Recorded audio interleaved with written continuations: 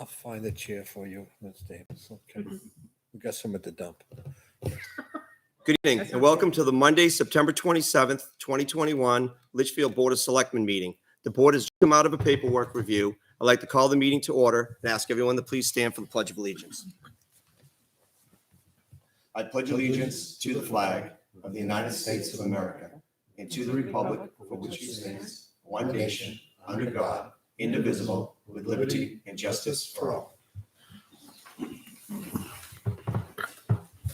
First items are the review and approval of consent items.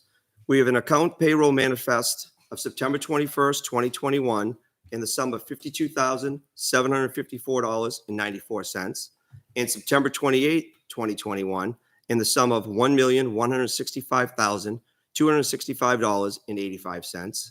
We have a payroll manifest of September 23rd, 2021 in the sum of $59,492.50. And September 30th, 2021, in the sum of $58,593.84. We have the town collector tax clerk reconciliation. We have the transfer of funds to new revaluation fund, WA9, and poll permits. Are there any items members would like to remove from consent?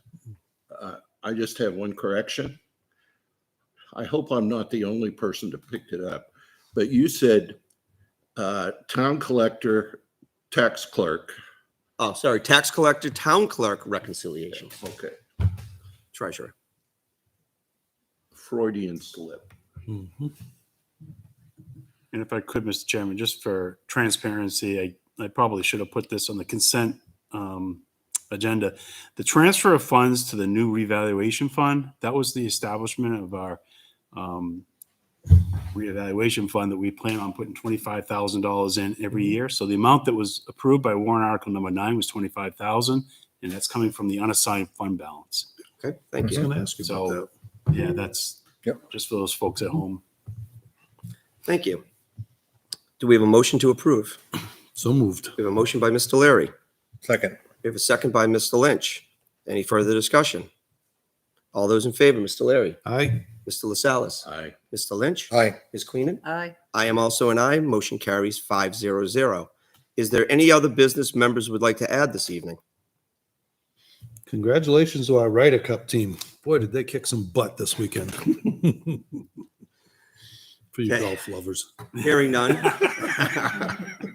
Public input will occur no earlier than 6:45 p.m. The first item of business is the approval of the September 13th, 2021 minutes. Has everybody had a chance to review?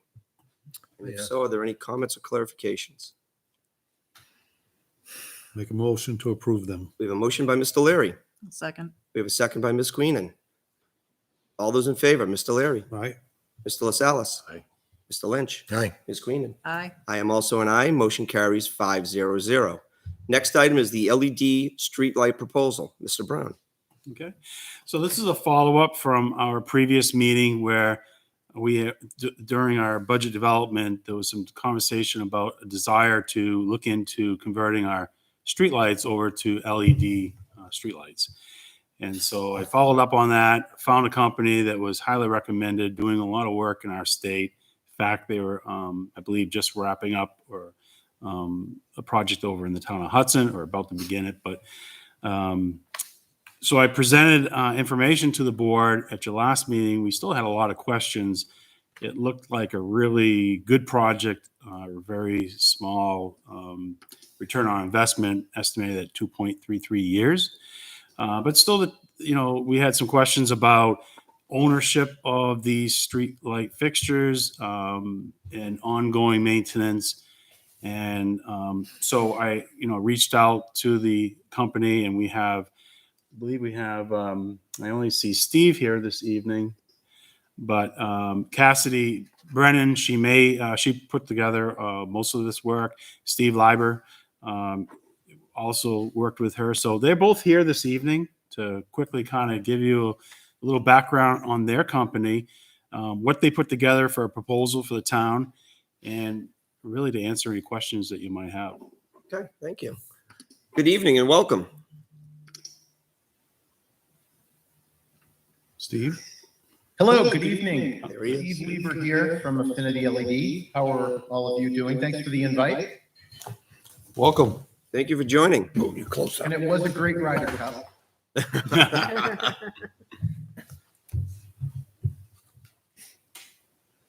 Steve, do you want to start off by just sort of introducing your company, what it is you guys do, and then, just kind of explain what the town could expect, through a Absolutely. streetlight conversion? So I see Cassidy has just joined us also. Cassidy Brennan and myself are from Affinity LED. I'm the owner and founder of Affinity LED. We were established in 2012 right here in New Hampshire. Coincidentally, 2012 was really, as you all may recall, sort of the beginning of the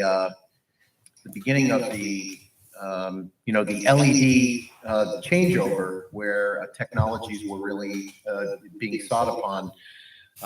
Fortunately for us, for me, we were right in the incubator, along with most of the major companies out there. My background is, supply chain and product development, and just a life-changing moment meeting somebody who was very well prepared and well studied on what was about to happen, invited me to read up on an article that was published by McKinsey for Osram. At the time was a German company that owned Sylvania. And it was obvious that the world was going to change. So the good news is you're talking to a company, although we are considered to be, your local New Hampshire company, we've been in it right there with the rest of the industry leaders. And our intention right from the beginning was to bring manufacturing back to the United States. In fact, to bring manufacturing back to New Hampshire. Our facility in Dover, New Hampshire, all those streetlights across the state of New Hampshire, over 60 communities. I think it's over 65 communities right now, and another close to 30 in Maine and growing in both states, have all been produced in our facility in Dover by an assembly team of U.S. veterans. So we're really, pleased not only to be employing local people to build the product, but also to be supporting veterans who have given up, a measure of sacrifices for this country. So it's very, very important to us. We're also the leader in Northern New England. Nobody has installed more streetlights, won more bids, been chosen by more communities, municipalities for not only street lighting, but interior municipal buildings and school lighting than Affinity. And I attribute that to a great team of colleagues who have really locked and loaded on this. So you can see Cassidy's put up a slide of what work we do for you. Everything is turnkey. In other words, from end to end, we handle everything for you. As you can see there, we do all the project management. We let you know what kind of costs you'll be looking at, what kind of savings, and what your simple payback looks like. We take care of everything with Eversource in terms of getting all the utility submissions, getting the inventory properly reconciled, and getting the utility incentive submissions done. You will see us on the road, should we be lucky enough to be selected by you. You'll see that we'll have auditors out on the road to confirm the lighting that you have, and that's a big part of the one-time correction and completion of an accurate lighting audit, which allows you then to take a look before we start the installation. We put together a lighting plan and say, here's what we expected to find, here's what we did find, and here is what the recommendations are. We take care of all the installation, disposal, and we're going to have a relationship with you for the next 10 years minimum. You're putting this lighting up for making the decision on lights that you will have up on poles for the next 20 years, but we certainly for the next 10 years have a very close relationship with you because of our 10-year equipment warranty. As you can see there, we also have 1 year of labor warranty. If there's anything that needs service in the first year, we cover that labor related to any warranty issues. If you have spent any time following up on the list of clients, and it's a large list, as you can see from the proposal. We try to be as open book as possible and not just cherry pick certain clients and give you that list to call, people who will say nice things. We give you the entire list of clients out there at the time when the proposal was put together, and I think they will all tell you there were very little issues, and you will continue to have very little issues, years in. Our equipment, the metrics on quality are off the charts. That's important stuff to me in a business type way, but for you, it just means a lot less trouble in terms of maintenance and requiring any service. But if that's needed, the service, we have, a pretty dynamic service process for you to be able to work with us to make sure that we take care of, for you, any issues that pop up. Next slide, Cassidy. In terms of our products, these are all things that we do build in Dover. As you can see, the street light. We also do flood and area parking lights. There are a few of those on your proposal too, which are the appropriate lights to change if that inventory from, assuming that inventory from Eversource is correct, those will be the lights that will go up in your community and that you've seen in other communities. And as you can see there is also, we build smart lighting for schools and municipal buildings, which we're pretty active with right now on doing interior lighting changes. So we'd be happy to have those conversations with you going forward on that as well. Next slide, Cassidy. So I'll let Cassidy give you the details of what you see here in the project highlights. You can talk a little bit specifically about your project.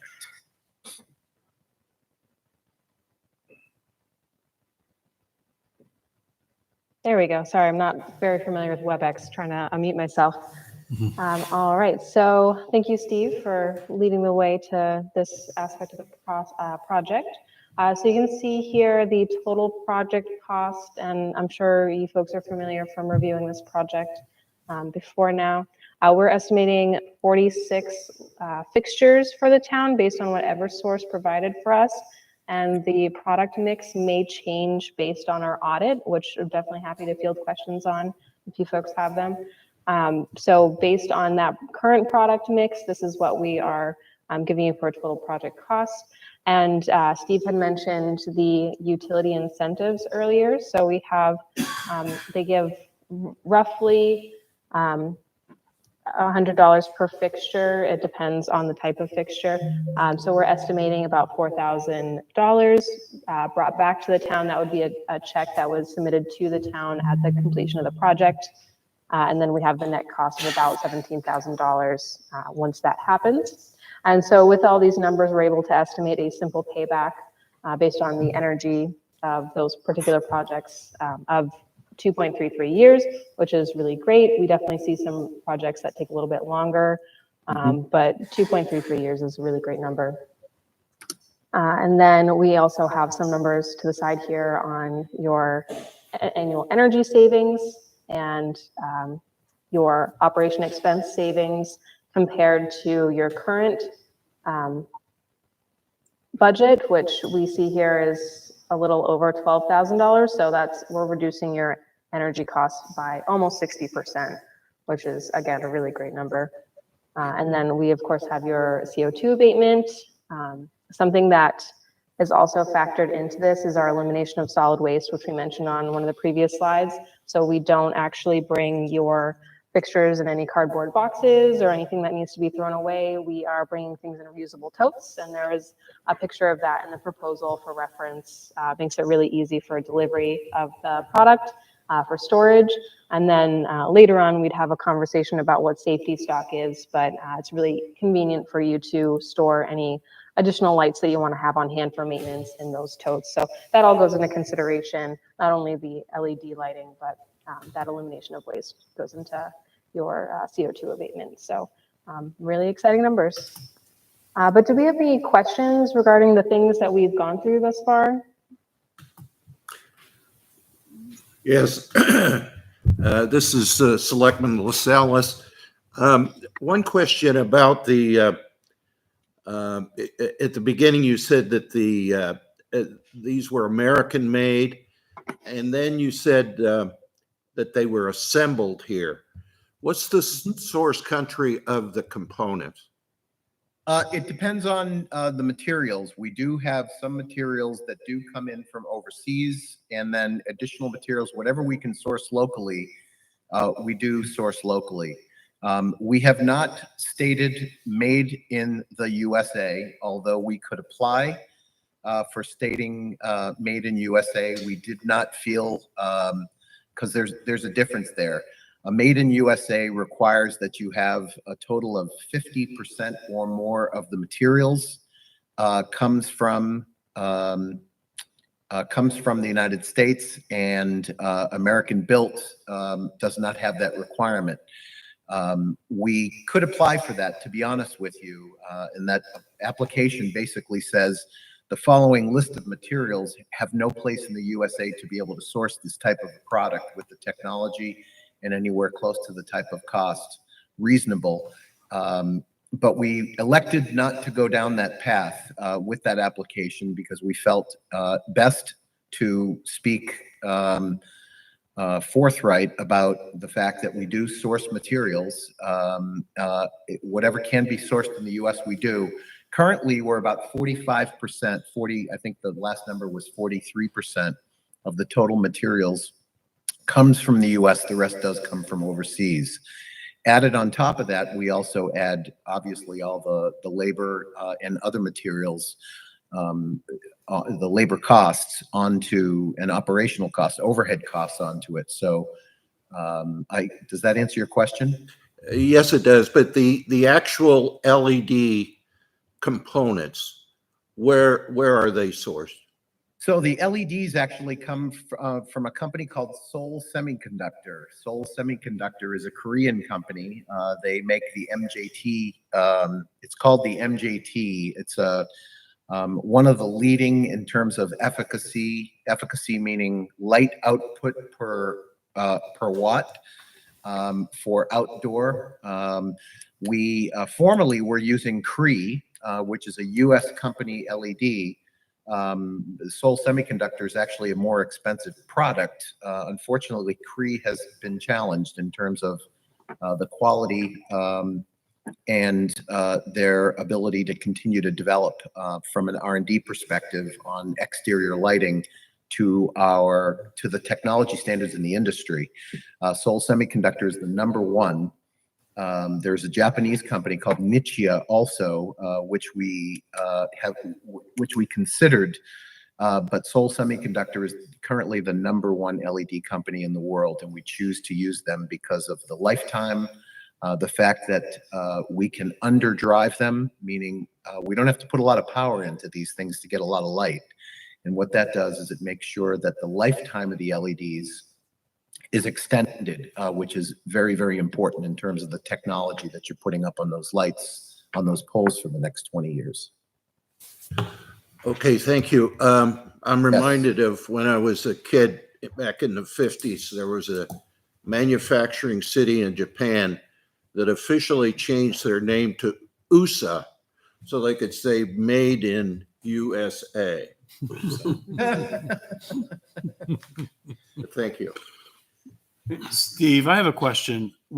Yes. When you do this conversion, who is the owner? Currently, right now, Eversource is the owner of the light fixture. The light fixture being the arm and the fixture itself.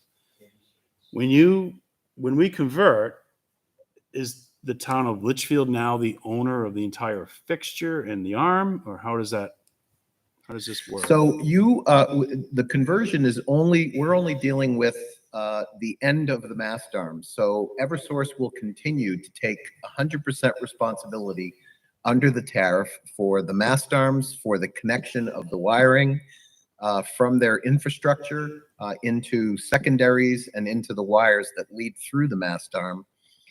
And the fixture itself will be what you're taking possession of. The balance of the infrastructure as part of the tariff is that Eversource will take that responsibility for the rest. And it's an excellent question because you were talking about the Hudson project, and there was this morning we were just talking about we put in almost 1,100 fixtures, and there are, I think, 3 or 4 fixtures currently that we are working with Eversource because there's no power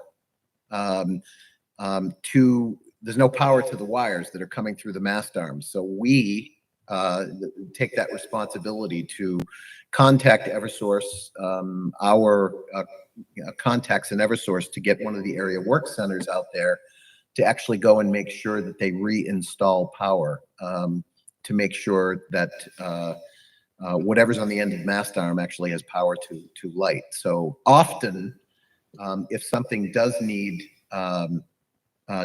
service, we find that it is something that has disconnected power leading to the mast arm and the wires up to the light, and not the light. So I hope that answered your question in an extended way, also relating it directly to some of the issues that we may find, you may find also, that when the lights go in, we might find 1 or 2 that just are not powering up because we have to call Eversource, who has to take that responsibility to restore power. So with that being said, if there's a construction project that needs to relocate a pole and the pole has this, street light fixture on it, or there's a motor vehicle accident and, Eversource arrives and, they're trying to restore everything.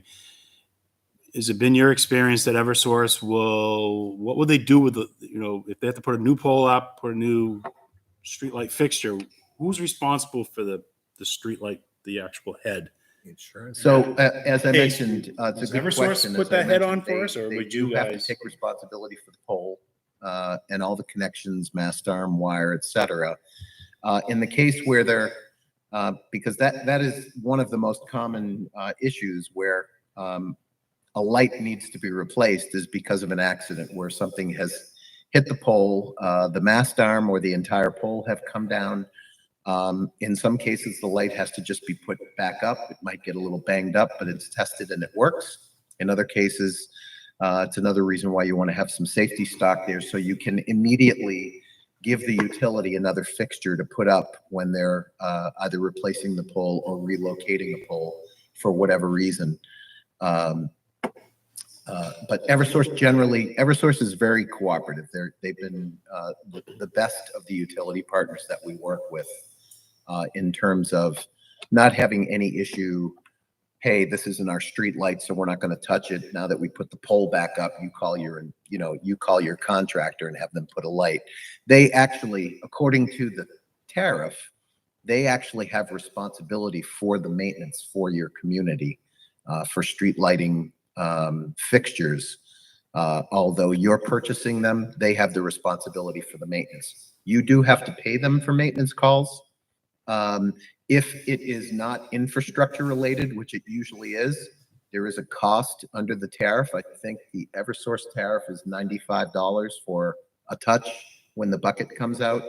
That doesn't happen very often, but it's one of the reasons why we do recommend safety stock, because most area work centers now, since we've done so many Eversource communities, know when they're coming out to look at a location, they're contacting somebody who knows where the safety stock is, and they go out with the light so they don't have to go up twice, if in fact there's any reason that they have to replace a fixture. What, if any, maintenance is required? You will have really no maintenance. The technology today is so stable, and we are using what is called a driverless technology, that there's very little maintenance required. These lights are burning with minimal power input to them.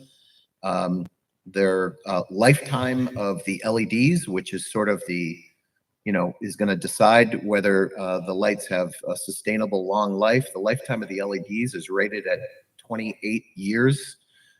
We don't tell you you're going to have your lights up for 28 years. We say you're making a decision to put lights up for the next 20. And that's the reason why the lights are constructed as they are, with corrosion resistant, paint finishes, marine grade stainless steel 316, because we live in a corrosive environment here in the Northeast, not only from the seashore, but also the fact that there's a lot of salt in the air in the winter because we lay down salt for snowstorms. Thank you. I have a question.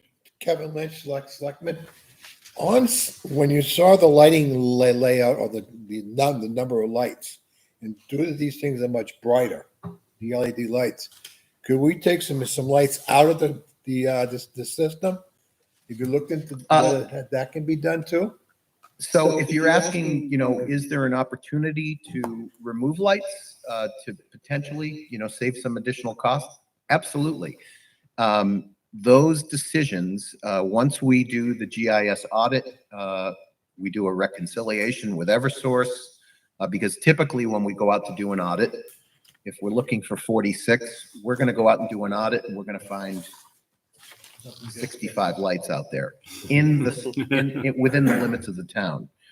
And I'm going to use, some basic numbers. 40 of them are going to be exactly where we thought they were. 6 of them are going to be missing from the poles that we thought they were on. But we're going to find 5 or 6 other lights on poles that were not documented. And we're going to realize that adjacent poles with the wrong numbers actually have the lights. So we will reconcile that and make sure your records look right. In addition to that, there are potentially going to be private area lights, what we call PALs. Private area lights are a typical one that we use the term on is in front of every Dunkin' Donuts is a huge, massive 1,000-watt floodlight that points at their parking lot. That's a private area light that is also being paid for on the tariff by a private customer, in that case Dunkin' Donuts, to light up their parking lot. There will be a history of PALs in your community. It's likely, it may be 1, it might be 10 or 15. We'll know that once we do the audit, and we have to go through that vetting process with Eversource to find out, hey, we found this many lights. Here's the pole numbers. Here's the street numbers. Can you confirm to us that these are private area lights and not town inventory? Outside of that, there is the possibility, which we have just recently found in the town of Kingston, that there are lights that are not on the record of the town, not private area lights. And then since we were also fortunate to get the state contract to do all the highways and turnpikes for NHDOT, we also have GIS maps loaded with the list of lights that the state decided was appropriate not to relight when they did the highway project, the highway and turnpikes project, and the state roadways.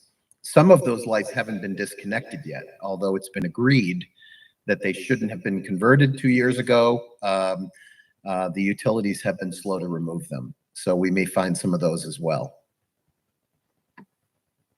So Mike, going back what does all that mean?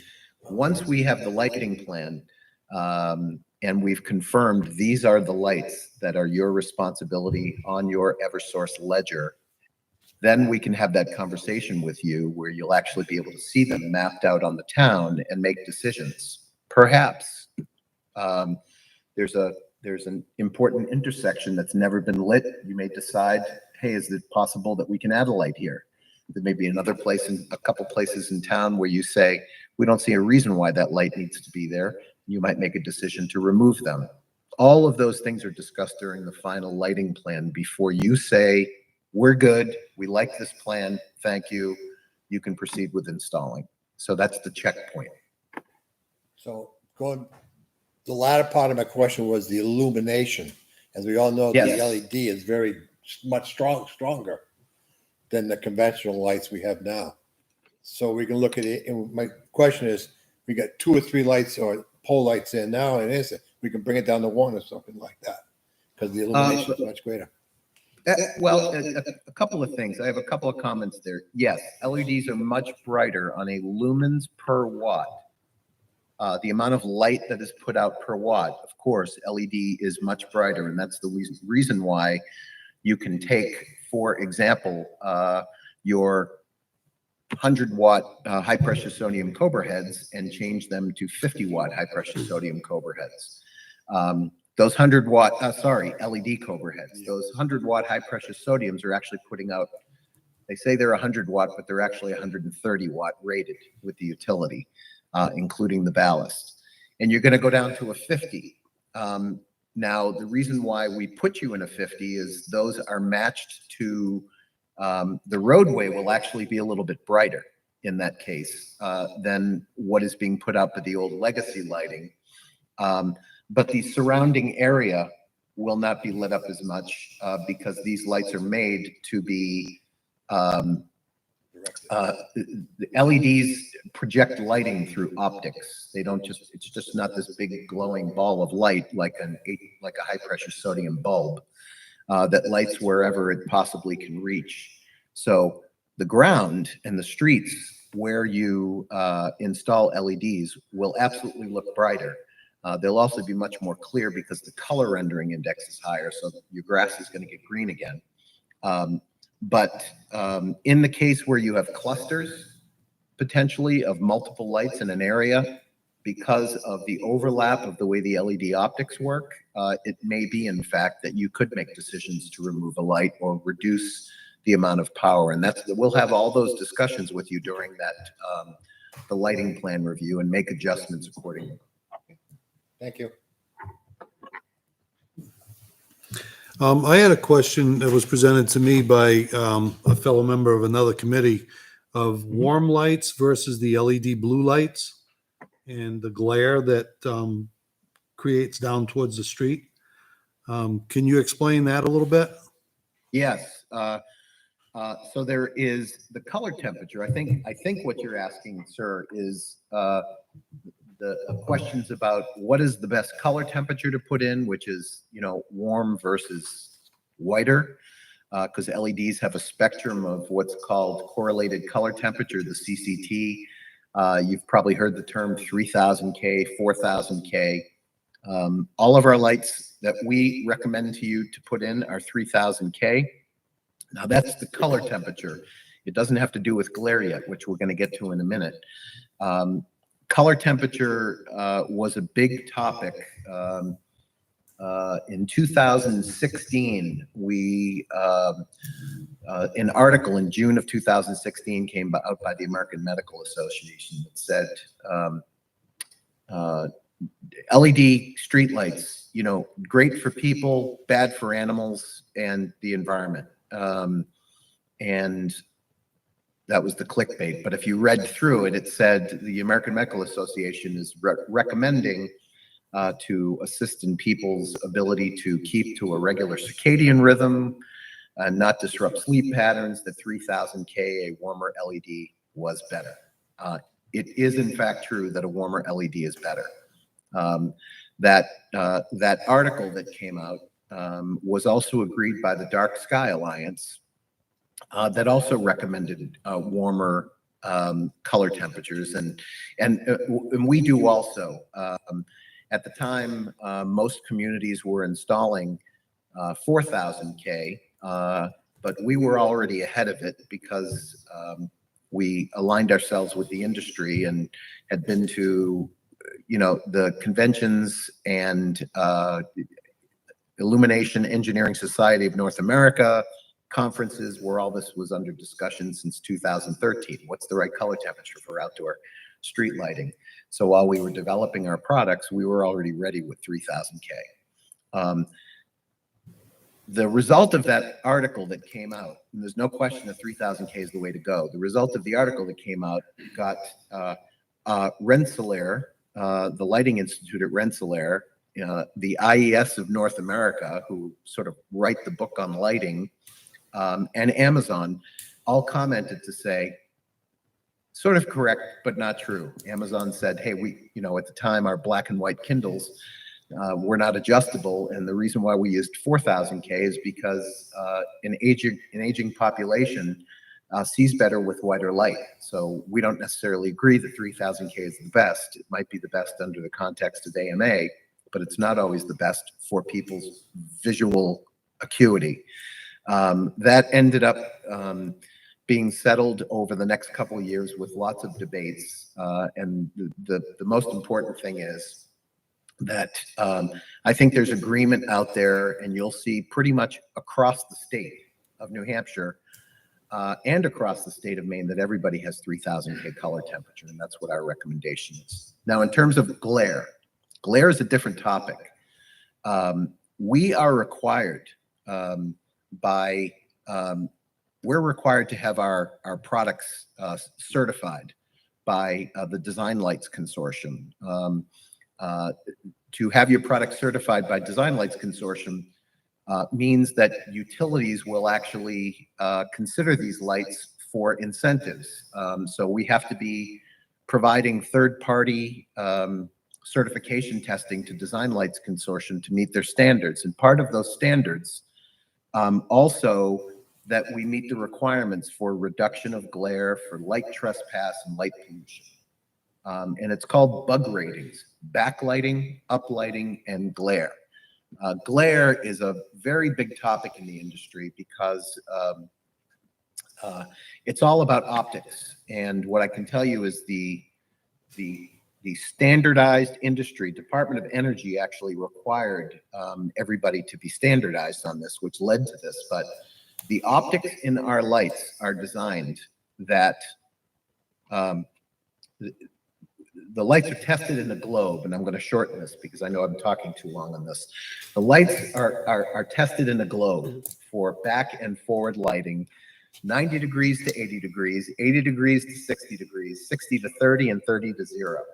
And in each direction, we're given a certain number of lumens, percentage of the lumens of the total light output has to be able to light. And the further you get up, you're creating glare from a distance. And above 90 degrees in any direction, or 180 degrees, we're not allowed a single lumen. And that is where Dark Sky Initiative agrees. But in the glare zones, our light fixtures put out, the most popular light you've got is a 50-watt fixture.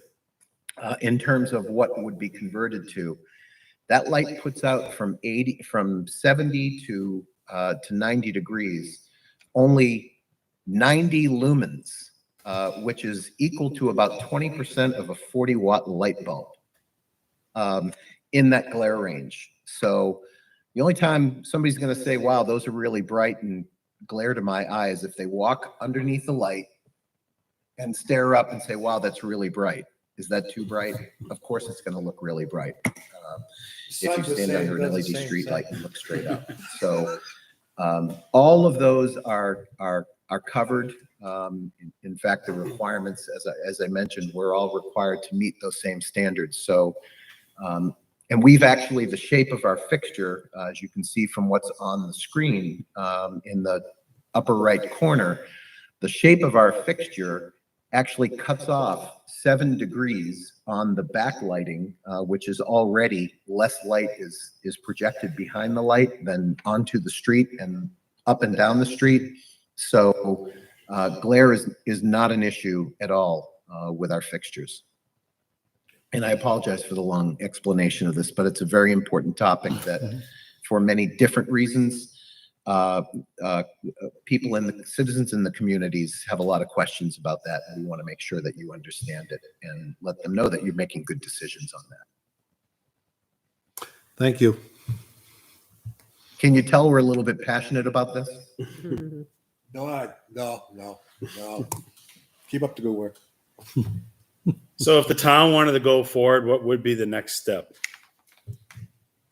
The next step would be just an acknowledgement to us, and we will thank you, and then draft up a contract to you. That's the same contract we've used pretty much in every single community out there that we would send off for a town administrator signature or whoever is the authorizing person to sign that, and then I will co-sign it. And we will move ahead. We ask for 50% deposit as part of the contract up front, and immediately, as soon as the contract is signed, we get the manufacturing orders into our assembly team. We get the GIS company contracted and scheduled to go out, and we begin the work. So it's a pretty, it'll be a very smooth process for you. This turnkey services slide that Cassidy's showing, we pretty much jump into action, and we use the term, you don't have to do anything else but sign the contract and write the checks, and you leave it to us. We will take care and make sure that your town is beautifully lit and that there's nothing left behind when the fixtures are installed and the installation is complete. How long is the standard project timeline from start to finish? Standard, you don't have a lot of lights. It's really just about getting you into the queue, first of all, for auditing. We have to go through the auditing, through the reconciliation, put together the lighting plan with you. So that means meet to go over that lighting plan and discuss all the topics we just discussed. And then we schedule the installation. Depending on, I can't speak for the operations team, but depending on availability of our auditing team, the speed at which Eversource confirms the reconciliation with us after we've been out to audit, and how quickly we can get the lighting review meeting. I mean, we could be done in a couple of months. I think probably at this time we're signing contracts that state, we usually put 6 months on the contract. So I think it will probably state March 31st, but I would not be at all surprised if we're completed by the end of the calendar year. One question, you in that turnkey services slide, you say elimination, safe disposal of legacy lighting and elimination of solid waste. How are LED lights when they're have finished their useful life? What do you do with them? So that'll be a long time from now. However, if you have LED lights, or at some point in the future are LED lights, LEDs are considered on the list of RoHS certified products, and so are our lights, obviously. RoHS is RoHS, reduction of hazardous substances. So they require no safe disposal method. It's just a matter of garbage or recycling. There's no decision to make about hazardous materials. In the case of the legacy lighting we'll take out, we talk about safe disposal because we are required to have them disposed of with a proper recycler who has the machinery to be able to remove the mercury safely, which is a hazardous substance. And we will get you a certificate of disposal that you can have on record also that shows that we've taken responsible care of materials that have been removed from your community. Elimination of solid waste, as Cassidy had mentioned, is that we don't use corrugated, we don't build our lights and put them in cardboard boxes. We build our lights and we put, we put them in reusable totes with reusable foam packing. All that comes back after your installation, and we pack those totes and reuse those foams for the next job. So we haven't used a corrugated box for our products in over 70,000 streetlights built. Amazon doesn't like you, huh? May I ask a question? Of course. I did look up the zoning ordinances. Oh, this is Kimberly Queenan. I did look up the zoning ordinances, and I also looked up our site division as well. We do have waivers and exemptions and grandfathered clauses, but there was items listed here about luminaires, shielding, lenses, cutoffs. So during their audit, when should they review what our current ordinances and Give them that. we should give them this before the audit or during the audit or after the audit? During the audit. Yeah. Okay. And that I talks would about provide shielding. that, if you have specific ordinances, we certainly want to take into account and make sure that we are following any issues. I would suggest that it just become, also a document that's communicated at the time of the contract, just to make sure that we have it, have a chance to study it, and make sure that there are no things out of the ordinary that would impede us from doing a satisfactory job for you. And if there is an issue that you find that maybe these might be a little dated, we need to become aware of that as well. All right, so can I work with you, Kevin? I have the ordinances here, and I can forward them to you as well, but just so they can look at them. So this is before it goes, as soon as possible. We'll get it right away. And if that can be provided to me, and I'll get that to the correct members of our team that would study that for you folks. So Cassandra, Okay, thank you. thank you. Very good. Any more Do questions? we have any other comments or questions? I will say that I think it's not a bad idea in the long run to do this. For the street lighting is one thing. Once you take those lights off, if they're still good lights, they'll work out. If those lights can go back to PSNH for any place else they want to use them. And then we can do what we got to do here. And as per our own site lighting, it's going to be helpful. But the present site lighting we have in here in the fire, police, or something else. Sorry, we're having a little bit of a connection problem with your main camera and microphone, so we did not hear that. If that was directed to Affinity LED.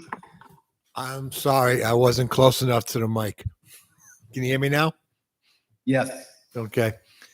Forgot about this these long mics.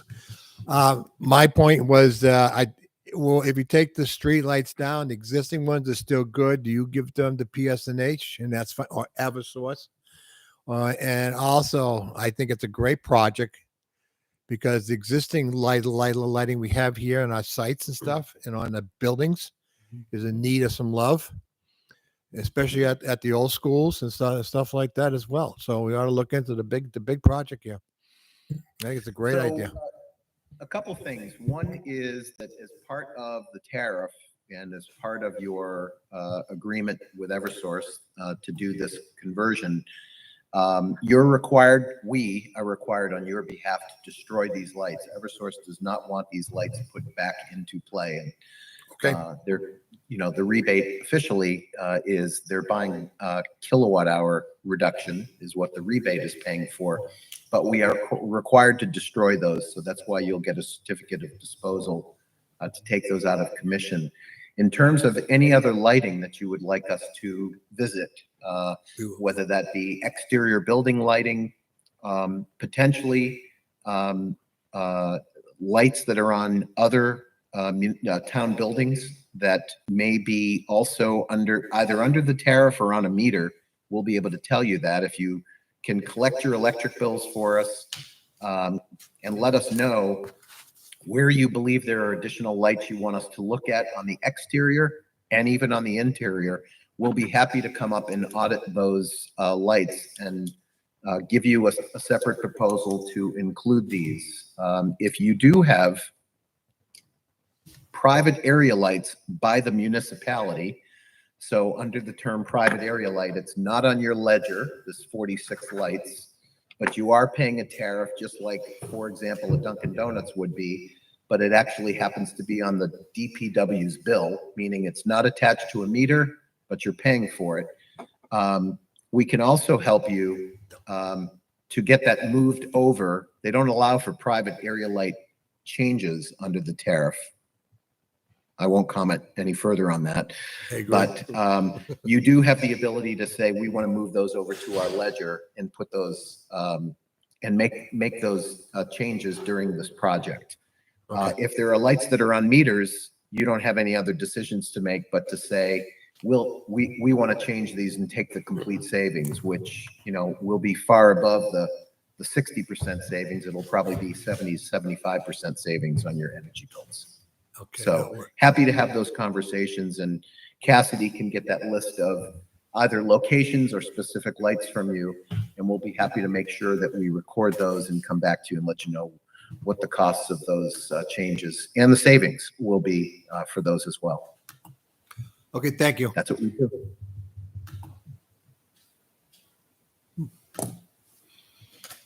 Might be worth to have them look at everything. Yeah, I think when they're here, I We'll have think that you focus discussion. on the streetlights, but First, they've already told me that, the next step, they can look at our area lights, all of our facilities and stuff. Yep. Yeah, an example But is we'll we take, just- we right just now, finished we just finished the installation in the town of Bow, and Bow and Kingston, and both communities, we have been through auditing all buildings, police department, fire department, DPW, library, town hall. And there's no cost for those proposals. So you have no obligation unless you like what you see and you see that there's a compelling reason for the citizens of Litchfield to make those changes, then we will, move ahead by your direction. so we've got, so I'd like to see if we can get this finished up, because we have Definitely. 2 people online waiting to present from the state of New Hampshire. Okay, yeah. I'm pretty comfortable with, using our existing budget to fund the deposit, and then working out how you pay the 50% into the other year, probably with the savings that we're going to realize. We can do it within the 2 budgets. Hopefully, we can pay for all of the costs in this year's budget. But I'm comfortable with the board authorizing us to proceed forward with the 50% deposit. And, we would be sole sourcing this to this company. If we were going to use any federal grant funds or anything like that, we would have to get into a formal bidding process, which would slow the whole process down. But so So we'd have to do a waiver of the purchasing policy also. for us, Yes. but for federal grants, like using the ARPA funds, we were looking at that earlier, but that would require a competitive process. Okay. But I think this is a straightforward project. We have the funds available. We can make it happen. It's got a great payback too, Yeah. 2.33 years. I don't have a problem with it. It's wise. Troy, have we talked to the school to see if they want to join with us? No, yeah. The- Reach out to them. I think that's going to be those private area lights. And when they're out here doing the audit, the field audit, that's when they'll look at our parking lots and the schools. I did reach out to the schools and they're interested. Okay, good. Thank you. That's great. Great. So do we want to make a motion to approve? So move. Motion by Mr. LaSalle's, Second. second by Mr. Larry. Any further discussion? All those in favor, Mr. Larry, Aye. Mr. LaSalle's? Aye. Mr. Lynch? Hi. Ms. Queenan? Aye. I am also an aye. Motion passes 500. Thank you so much for joining us this evening. We look forward to working with you. Thank you very much. And we're looking forward to working with you too. Have a great night. Stay safe. Thank you. Be well. you. Hi, thank you. Thank I you. am. Thank you. Wear a mask. Okay, the next item we have is the New Hampshire DES PFOA update. Mr. Brown. Short. Okay, we have Michael Wimsat and Jeffrey Martz representing New Hampshire DES. Michael and Jeff, are you able to hear us? Are you able to? We can hear you. Thank you. We can hear you fine. Thank you for joining and thank you for staying with us. I apologize. I was trying to give you an estimate of when I thought you'd be on, and that went a little longer than I thought. But I really appreciate you being responsive and being able to be with us this evening. I will just mention to the Board of Selectmen, I've worked with Michael Wimsat since the day that we've learned about the St. Gobain water contamination issue, and Jeffrey Martz recently in the last few months. And both of them have been very responsive to any of my questions and always able to get the information that we need. So just as a recap, I wanted to just point out that Selectman LaSalle's was approached by a citizen and, we learned that they were on bottled water. I think that probably we were informed about this back when we did an update. There was an update in Londonderry and Litchfield. I think we were in Bedford. But, you know, time goes on. I think we all kind of forget. And so the purpose of this evening is to have the state give us an update on how many people here in Litchfield are currently receiving bottled water and where we think we're at in trying to get them safe drinking water, either through the extension of water lines or a private filtration system. And I don't want to talk too much because I really want the experts to give you an update and answer any questions that you have. Is that a good lead, Mike? Can you go from there? And Absolutely. All Thank right. you, Troy. Thanks for hosting us this evening. Jeff and I are here. Jeff is the senior hydrogeologist in our hazardous waste remediation bureau, and he has been also serving as project manager for the St. Cobain site for the last couple of years. So he's very involved and knowledgeable about what's happening, not only in Litchfield, but in the other towns that have been impacted by St. Cobain's emissions. So I know that a lot of you have been with us on this for a long time, and we've already presented to you, but we thought that it might be helpful. We put together just about 10 slides that we thought would help kind of give you a little background as a refresher. And so I'm going to go ahead and just present about 4 slides or so. And then Jeff is going to do the remaining slides that will help kind of give you an orientation to where we're at in Litchfield right now. So with that, I'm going to try to share my screen here.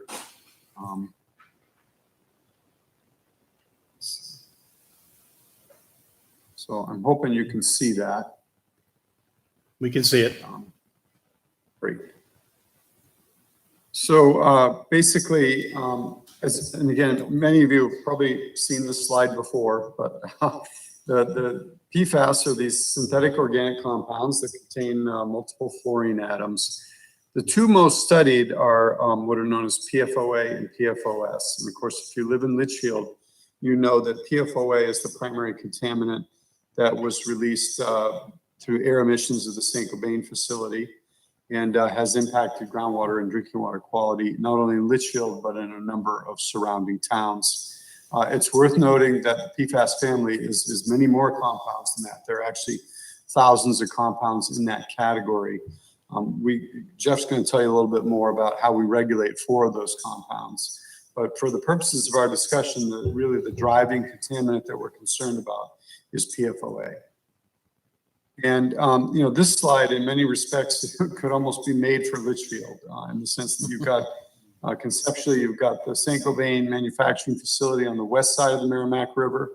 And then on the east side, you've got Litchfield. And basically the basic conceptual model for how this happened, how this drinking water got impacted, is that air emissions from the facility were transported through the air, on the wind, and through either wet or dry deposition, fell out onto the land. They leached through the soil and reach groundwater, not only in the sand and gravel aquifer above overlying bedrock, but also got into the bedrock aquifer, which is where most folks who have a private residential well in Litchfield get their drinking water from. So, our discovery of this problem occurred in March of 2016. And as many of you know, we had a really intensive effort to try to get our arms around this and find out just the extent of the contamination and how it had happened and how far it had been spread. And that led up to, recognizing that St. Cobain had some responsibilities for addressing drinking water impacts. And that led us to developing a consent decree through negotiations with them that was completed in 2018, which established requirements for them to provide alternate drinking water within, and I'm going to go to the next slide, this pre-GMZ, this red line here. And so basically to orient you, the facility is right there where that arrow is. Merrimack River runs down the center of the slide, the center of the image. And then on the right side there, on the east side of the Merrimack, of course, is Litchfield. And what the consent decree essentially said was for anything inside that red line, St. Cobain had a requirement to provide alternate water, and that was not really in question. And it actually set out by property the number of towns or excuse me, the number of properties that needed to be served with drinking water. And it also said that outside that red line and out to the outer boundary of the blue line that you see on this, for any impacts that were determined to happen through further study and sampling, where the emissions had impacted drinking water, not only at the standard of 70 parts per trillion that we were enforcing at the time, but also at really any future standard that we might set. So that, as it turns out, that is not, that is important for Litchfield, because Litchfield is actually contained completely within that blue line. So basically inside that blue line, we retain all of our authorities to look to Saint-Gobain to address any impacts that has been attributed to its emissions. Again, all areas of Litchfield are within that CD outer boundary. So that makes it a little bit simpler than it is in some of the other communities where we see impacts that are actually outside the blue boundary, and it makes it a little more difficult. But for the purposes of a discussion in Litchfield, we don't really need to discuss that. So with that, I'm going to turn the slides over to Jeff Martz to talk to you a little bit about how we develop standards, and then get into some details about the current situation in Litchfield. Jeff? Thank you, Mike. Thank you, Select Board, for having us here tonight. So back in 2016, April of 2016, after this contamination was discovered, the state entered into emergency rulemaking to establish an ambient groundwater quality standard of 70 parts per trillion for PFOA and PFOS, separate or combined, so either individually or added together. And that was using some numbers from EPA that were non-enforceable. Later on, going into 2018, 2019 timeframe, the legislature directed DES to come up with rulemaking to establish a maximum contaminant level for public water supplies, which is equivalent to the ambient groundwater quality standard for contaminated site management. So AGQS is the term I'll use throughout my talk here.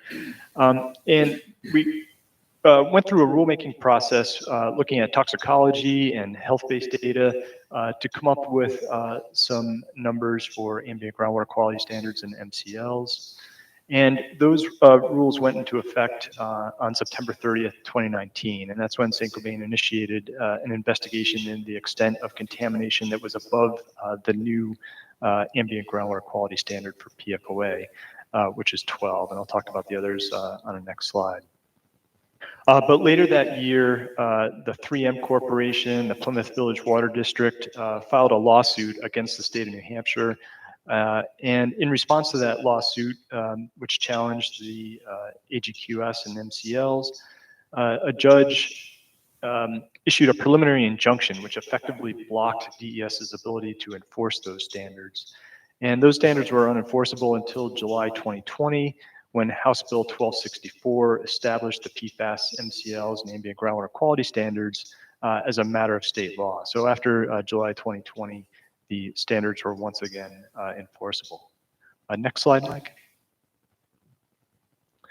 So the MCLs and ambient groundwater quality standards that were established in September 2019 and blocked by the Superior Court decision were 12 parts per trillion for PFOA, so that's substantially lower than the 70 parts per trillion that was established under emergency rulemaking in 2016. And then PFOS is an individual standard of 15 parts per trillion, or nanograms per liter is another term for that.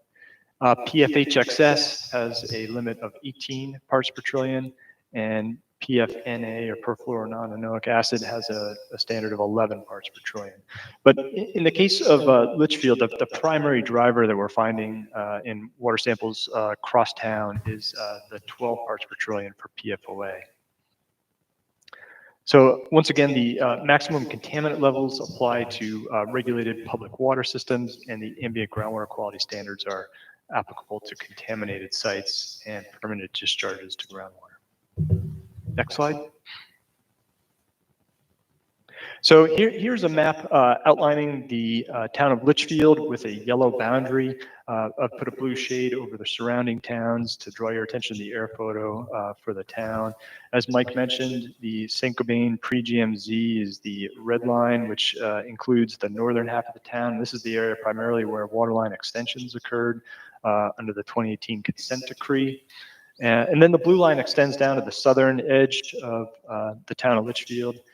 And Saint-Gobain facility is located in Merrimack on the west side of the Merrimack River in the upper left portion of this screenshot. And what this screen is showing is that there are other discrete sites in other towns, but no discrete sites have been yet identified in the town of Litchfield. So we're primarily dealing with aerial deposition from the Saint-Gobain facility when we're talking about groundwater quality in Litchfield. Next slide. Jeff, what is the definition of a discrete site? That's a good question. So a discrete site is a hazardous, a site that falls under Hazardous Waste Remediation Bureau's purview. And it's a site such as a landfill or a tanker spill or an AFFF application, firefighting foam, Class B firefighting foam that contains PFAS, where that's been applied and has resulted in groundwater contamination. So these sites often have monitoring wells, and to get on this particular list, they have sampled the monitoring wells and detected PFAS. And in the case of the pink stars that I'm showing here, they have PFAS above our ambient groundwater quality standard. Does that cover it? Yeah, thank you. So there are three primary sources for PFAS sampling data.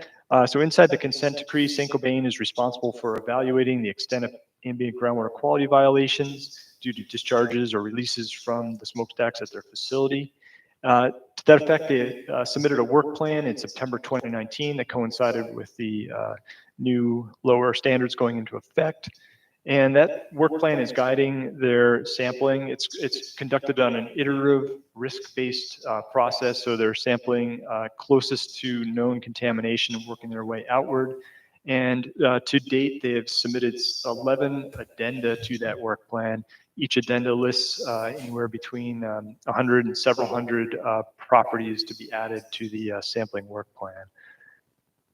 And Saint-Gobain and their consultants submit biweekly updates to DES and bi-monthly reports that have maps showing the extent of progress. And I'll have an example of one of these on an upcoming slide. But these are submitted to DES, and they're all publicly available on our OneSouth website. A second source of data, groundwater quality data, are residents who collect a water sample themselves, send it off to a laboratory, and then turn around and submit those results to DES. And finally, the third source of sampling data are public water supplies. There are certain requirements for certain types of water supplies to conduct sampling, and that data is submitted to DES as well. Next. So here is a map showing the groundwater results for the compound Pfoa, which I've mentioned is the primary driver for regulatory exceedances in Litchfield related to the Saint-Gobain facility.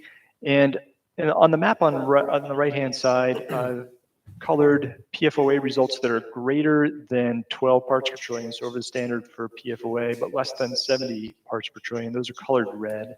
And we can see a heavy distribution of red in the northern part of town. But we do have some red locations extending to the far southeast part of town as well. And then the purple dots represent wells with water samples that are over the previous standard of 70 parts per trillion. And you can see almost without exception that those are within the red pre-GMZ line, and those are wells that were connected to public water or offer public water as part of the 2018 consent decree. So as of the latest sampling statistic compilation that was just done a few days ago in September 21, over 500 wells have been sampled in the town of Litchfield. Approximately 378 of those samples exceed AGQS for one or more PFAS. But most of these exceedances have been addressed by the waterline extension project within the pre-GMZ. So what we're left with is approximately 61 properties have been offered bottled water as part of the ongoing sink vein sampling effort. So those are 61 properties that exceed 12 parts per trillion and have been identified since the new standards went into effect. So those properties have been offered bottled water, and if they've accepted that offer, they're currently receiving water deliveries. Let's see. Next slide, Mike. So here is an example of one of the maps submitted to DES by Golder Associates, Saint-Gobain's environmental consultant. This is the most recent one. It was submitted as part of Addenda 11 to the sampling work plan. And I've made a blow up in the center of the slide showing the town of Litchfield. And it's very busy. There's a lot of colors, but the main takeaway is that for each individual lot in the town of Litchfield that has a color associated with it, it shows that it's been addressed or partially addressed in some fashion, in that the light purple color indicates those are properties that have been addressed through the consent decree, 2018 consent decree. So those are largely within the pre-GMZ area. Many properties outside the consent decree, or outside the pre-GMZ, sorry, are shown as green, and those are properties that Golder Associates has confirmed are connected to public water. So there's a fairly extensive number of properties already connected to public water. Brown properties have been identified for sampling, and the pink properties have been sampled and are over standard for Pfoa and are currently on the bottled water list. Remaining properties that have not yet been addressed are primarily in the southern part of town, and those are just colored white, or the light blue properties are thought to be connected to public water by Saint-Gobain's consultant, but these have not yet been confirmed. So their consultant is continuing to evaluate the connection status of properties such as these. So I think that's my last slide, and I guess we'll turn it over to questions at this point. Thank you. Question for you. Do you have a map that shows where bottled water is being provided? Does one of those maps hit that? Yeah, so the last slide that I showed, it's probably hard to see without opening up the map itself and viewing it in detail, but the pink color to some of the lots indicate the properties that are receiving or have been offered bottled water by Saint-Gobain.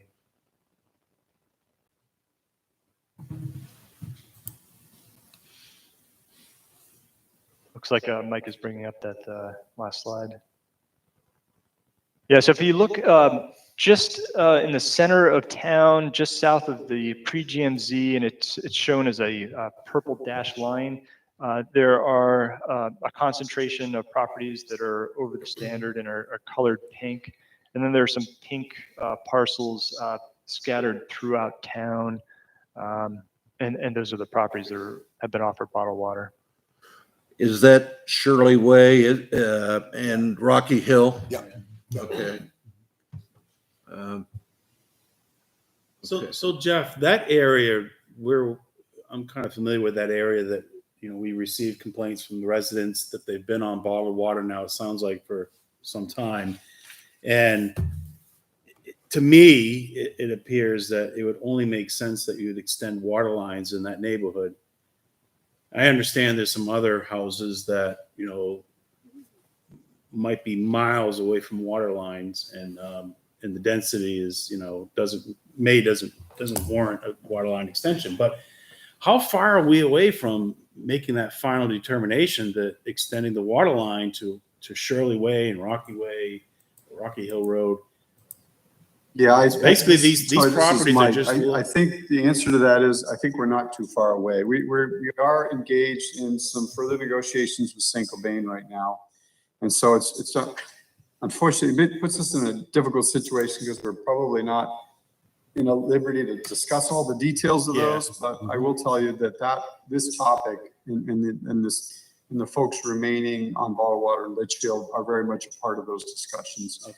And we are hoping to get to some kind of resolution of that in the coming days. I mean, I think we're probably a couple of months away from that resolution, but I want you to know that it's not something that, is just simply not being discussed right now, or doesn't have any resolution on the horizon. It just, I assume that the water line extension just would make sense. And at some point in time, because some of those roads were actually in our, at the point where we're looking at maybe paving them, but I don't want to initiate paving. Yeah, I'm sorry, Troy, you're occasionally your I'm sorry. audio is slipping out. So at what point in time, I just asked that the state coordinate with the town like they did before, so we can plan for construction and paving in those areas that I'm going to assume that water line extension is going to be the recommendation for remediation. Sure, as soon as we have something that we can discuss, we'll be reaching out to you for certain. Another question, is it a viable alternative rather than extending water lines to give the homeowner an option of installing an individual house filter system so that they get clean water but don't have the monthly water bill? Mm-hmm. Yeah, in some cases that is going to be a solution, and a lot of it depends upon, if we look at distance and density of exceedances, and in many cases, if you got one individual home that's 2 miles out, a dead end road, then there's no houses and nobody else is impacted. Sending a water line out there doesn't make a lot of sense, and the point of entry treatment system that would be provided by, in this case by Saint-Gobain, and when the operation and maintenance of that paid for, is a reasonable solution and probably the best solution. In cases where there's a higher density and the distances are more reasonable, if the company is going to be asked to bring water to a street that has 20 homes on it, then the solution is going to be connecting all of those homes to a water line. It's not going to be kind of an a la carte from house to house for reasons you can probably understand. But the details of that are really very specific to the particular home, particular location. So those things we'll be sorting out with Saint-Gobain in the coming weeks. We don't any more hydrant rentals. Just to go off of what Mr. LaSalle said, and my big issue is that we have a company here that has poisoned the water in Litchfield. If a homeowner wants a purification system rather than public water, which has been proven to be not that clean either, they should have that option, I would think. No matter how many houses are on the street, whether it's densely populated or not densely populated. I think the practical problem that you run into with that is that, for a lot of reasons, and some reasonable people can differ, but for a lot of reasons, DES does see connection to a regulated public water system as a superior solution for these kinds of issues. Point of entry treatment systems are not perfect. They have some problems that can be associated with them. Maintenance on an ongoing basis is very important. Operation, anything that a homeowner does to accidentally disable it or change the valving or the connections can render the system ineffective and cause them not to get clean water. So we don't see it as a superior option. So in cases where it's practicable to extend public water and we have a responsible party that is capable of doing that, that is viewed as a superior solution. And you can imagine if you were asking a responsible party to spend what amounts to, in many cases, in this case, many millions of dollars to build, an extended water system, lay main, and all the connections and to all the streets and eventually to all the homes, having it be, if they're going to spend that kind of money to bring water down a street, everybody's going to get connected. That's going to be their solution. And if they want to make an independent decision that they don't want connection to that, then obviously, they're at liberty not to take this connection. If they want to have a treatment system, they can put their own treatment system in. But we're not really going to be in a position to ask a responsible party to both connect an entire area with public water and offer anybody who wants to not connect a point of entry treatment system. That's just not the way it's played out. Yeah. But to me, it seems like that's St. Gobain's problem, not the property owners. They Well, and created this mess. I understand what They you're saying. I should- guess keep in mind that what we're doing as DES is we are applying the law, and the law says they have to provide alternate water. Yeah. Offer alternate water to people whose wells that they've impacted. Mhm. And it's under our program, if they put in a public water system and offer to connect people, then they have satisfied the law with respect to that. And it's nothing on you folks. None of our I mean, you negotiations guys have or done great. application of the law Yeah. has prevented an individual citizen from taking their own action. Mhm. So if they want to sue the company and say, no, I want a point of entry treatment system, they're at liberty to do that. Yeah. But DES is not really going to be part of that transaction. Taking the public water supply to the next step, I think that St. Gobain should pay the water bills. Yeah, I understand. There's a lot of people who feel that way. Our Another, program, longstanding approach has been, if you construct a water system or extend a water system, provide the connection to public water.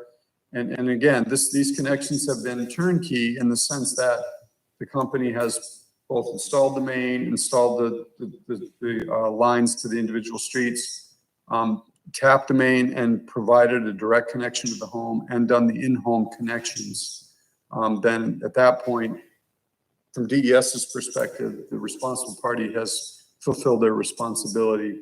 And we have not required them to pay water bills on an ongoing basis.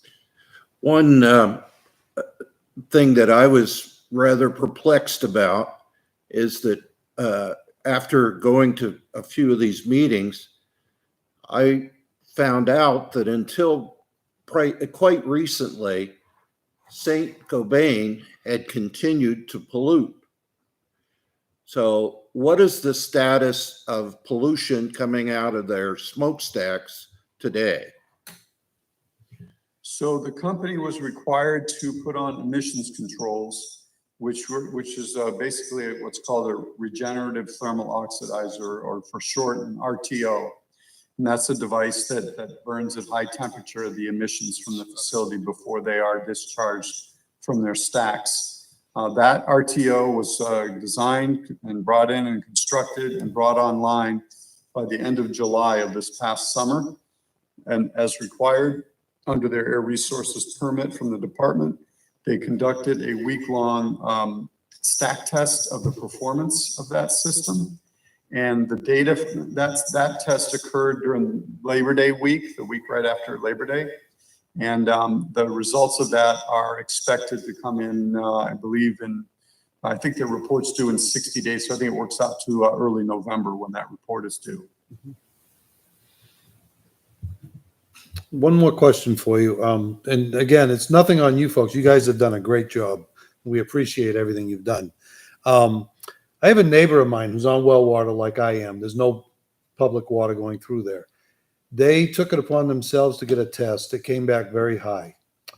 They didn't want to wait for St. Gobain to do what they should do. So they went out and got a water filtration system. St. Gobain has refused to reimburse them for this system. What are their steps that can they take? Yeah, that's a question that's come up, and I'm not sure I have a good answer for that. I mean, I think that's something that is something the Attorney General's office would have to field. What I would say is that if that's their situation, I would recommend and invite them to write to us or call us. They can certainly call or email me, and we can at least, if they haven't already done that, we can field their question and see if we can get an answer for them. That's great. Thank you.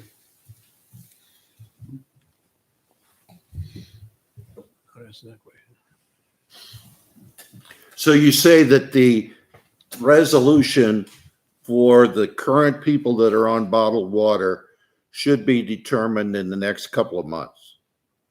I'm hoping so. And again, it's difficult because, as for better or for worse, resolution of these issues often happens through negotiations, which are, you know, we have our attorneys in the room and they have their attorneys in the room. And it's not appropriate for me to go into a public forum setting like this and talk about what's still in process.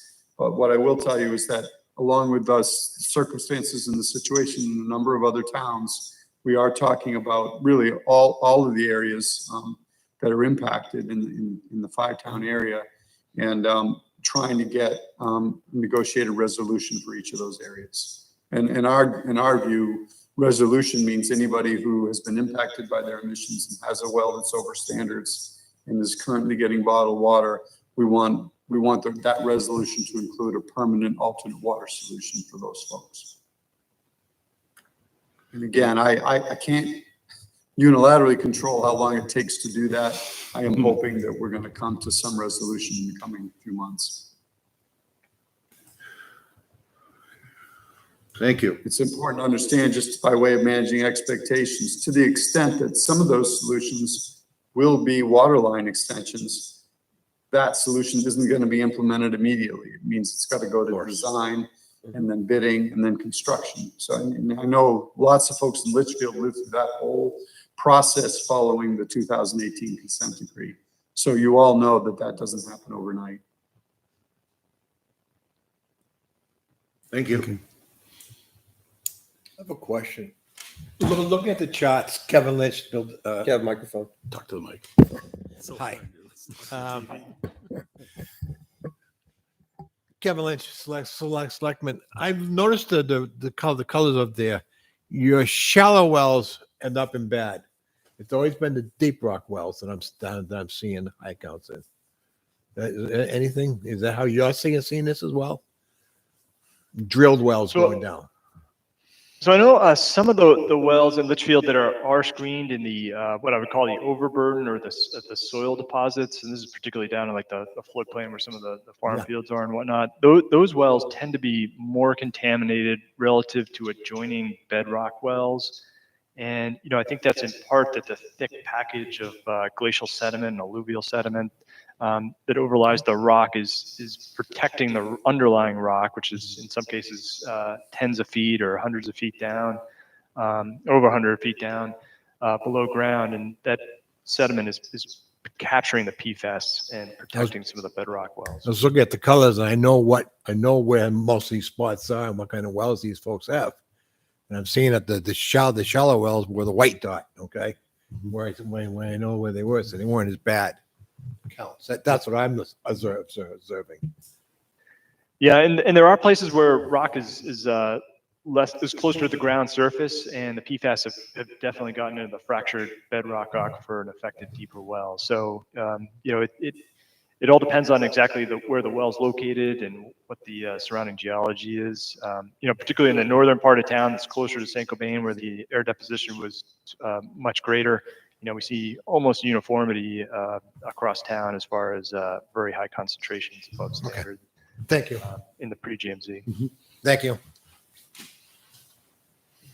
And some people just get lucky, right? They don't get it.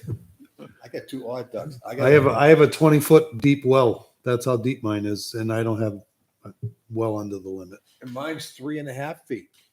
And it's protected by a house. It's underneath the house right there. It's got a roof. And my mother's well is 300 feet, and it came back clean. It's drilled rock. So, you know. Yeah, it's very common as we look around the entire area, you know, in Litchfield and other towns where, you know, one person's well is above standard and the neighbor's well is below standard. And in some cases, the wells could only be 20, 30 feet apart. So it really depends on the specifics of the wells and the particular path that water follows to get through the ground and into the well. One more question. I noticed in the southeast corner, you said there was a cluster, and that's really close to the Hudson landfill. Is that coming from the Hudson landfill? As materials decompose and get into the groundwater? Yeah, that's an area that's under investigation. DES has asked both the town of Hudson to investigate their landfill, and we've also asked St. Cobain to investigate, you know, contribution of aerial deposition in that area. So that's under investigation. I think there's lines of evidence that, raise questions as to where that's coming from, but both parties have been tasked with investigating that further. Yeah. Yeah, because we're between there and the river, and the water always goes towards the river, the underground water, so. Same kind of well I got. Yeah.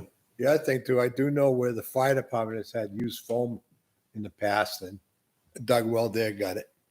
So it's just a matter of locations. Okay, thank you. Yeah, I'm done. Happy to. So we have any other comments or questions? Just thank them for all they've done.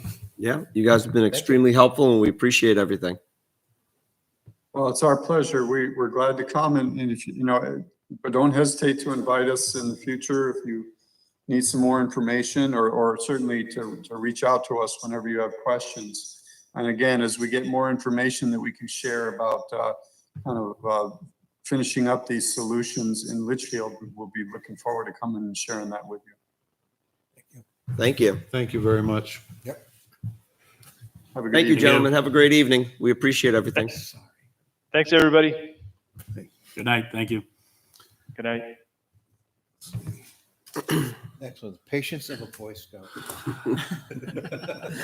Next up, we have the Cub and Boy Scouts storage at the old fire station. Mr. Brown and Mr. Curtis Sampson's here with us also. Okay. Yeah, so apologize, Curtis. So I'm sorry about that. Hey, he was at soccer Saturday morning, the whole morning, so he's got the patience of a saint. Yeah. Well, hopefully you learned a little bit about streetlights and what's going on with that groundwater in the town. So It was an it educational night was for very you. informative. Learned a There lot. is a badge for that. Yeah, there you go. So I was, Carrie Douglas actually had reached out to me, and because she's very active in the Boy Scouts, Cub Scouts, and she couldn't be here this evening, so she asked Curtis to be here, who's the Cub Master. They're looking for some. I'll let them explain, but they're basically looking for storage. I know this had come up a couple years ago, and I think they kind of, went away and trying to work with the location they had. But it sounds like it's still becoming an issue where they need to really centralize everything that they have in one secure location. They were looking at using one of the offices on the second floor of the fire station. And I'm familiar with both those office spaces. We're not using them currently right now. And I just don't see there being any concern. I think it'd be a good opportunity for them to store some, their material there.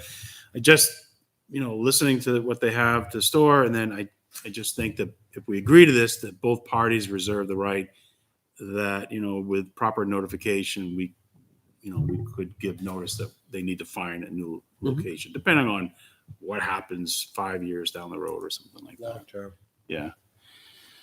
But Mr. Sampson, if you wanted to kind of explain what's going on. Most of the stuff, so what it is over the past, I'd say 10 years. You want to sit in my seat and you can, because they can't hear it.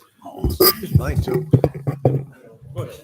Point of full disclosure, Troy, it was me that told Kerry to reach out to you. Oh, really? Curtis Sampson, Cub Scout Master. So what it is over the past 10 years, we've had multiple different den leaders, Cub Scout leaders, troop leaders. And through that time, everybody's kind of gathered the Scout paraphernalia, whether it's Scout binders, flags, books, bags. We've got files on the programs that we do, different activities and the things that we hold on to so we can keep using them year after year. And so there's about 10 different families in this town right now that have just an assorted amount of Cub Scout stuff. I know at my house, I've got about 7 bins sitting in my basement, just there with assorted things that we do throughout the year. And I know Carrie's got some stuff. I know there are some other leaders that have dropped some stuff off to me or to Carrie and to some of the other leaders. And so what we're just trying to do is we're trying to get into a consolidated area where if somebody needed to go get that stuff and say, I wasn't home, they can still get the Scout stuff for going on a camp out or going on a trip. And it'd be nice if we had a location where we could all access, which would be secure, which would be dry. We have a lot of stuff over at the church that is our sponsor.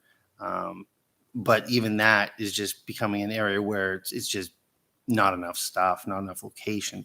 And that's a little bit more of an outdoor area where, you know, the elements can affect the weathering of the materials and everything. So we're looking for some place that's dry and that can be secured. So that's kind of what we're looking for. Okay, thank you.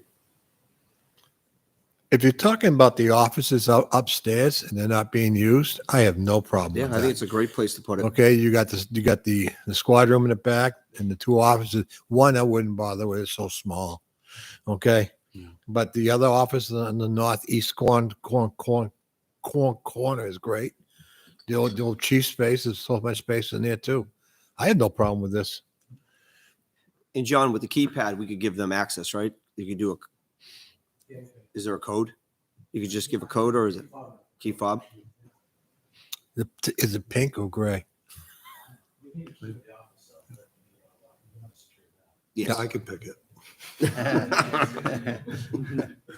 It's Do not they need hard. to look at the office? I have to stop there in the morning on my way to work to grab something.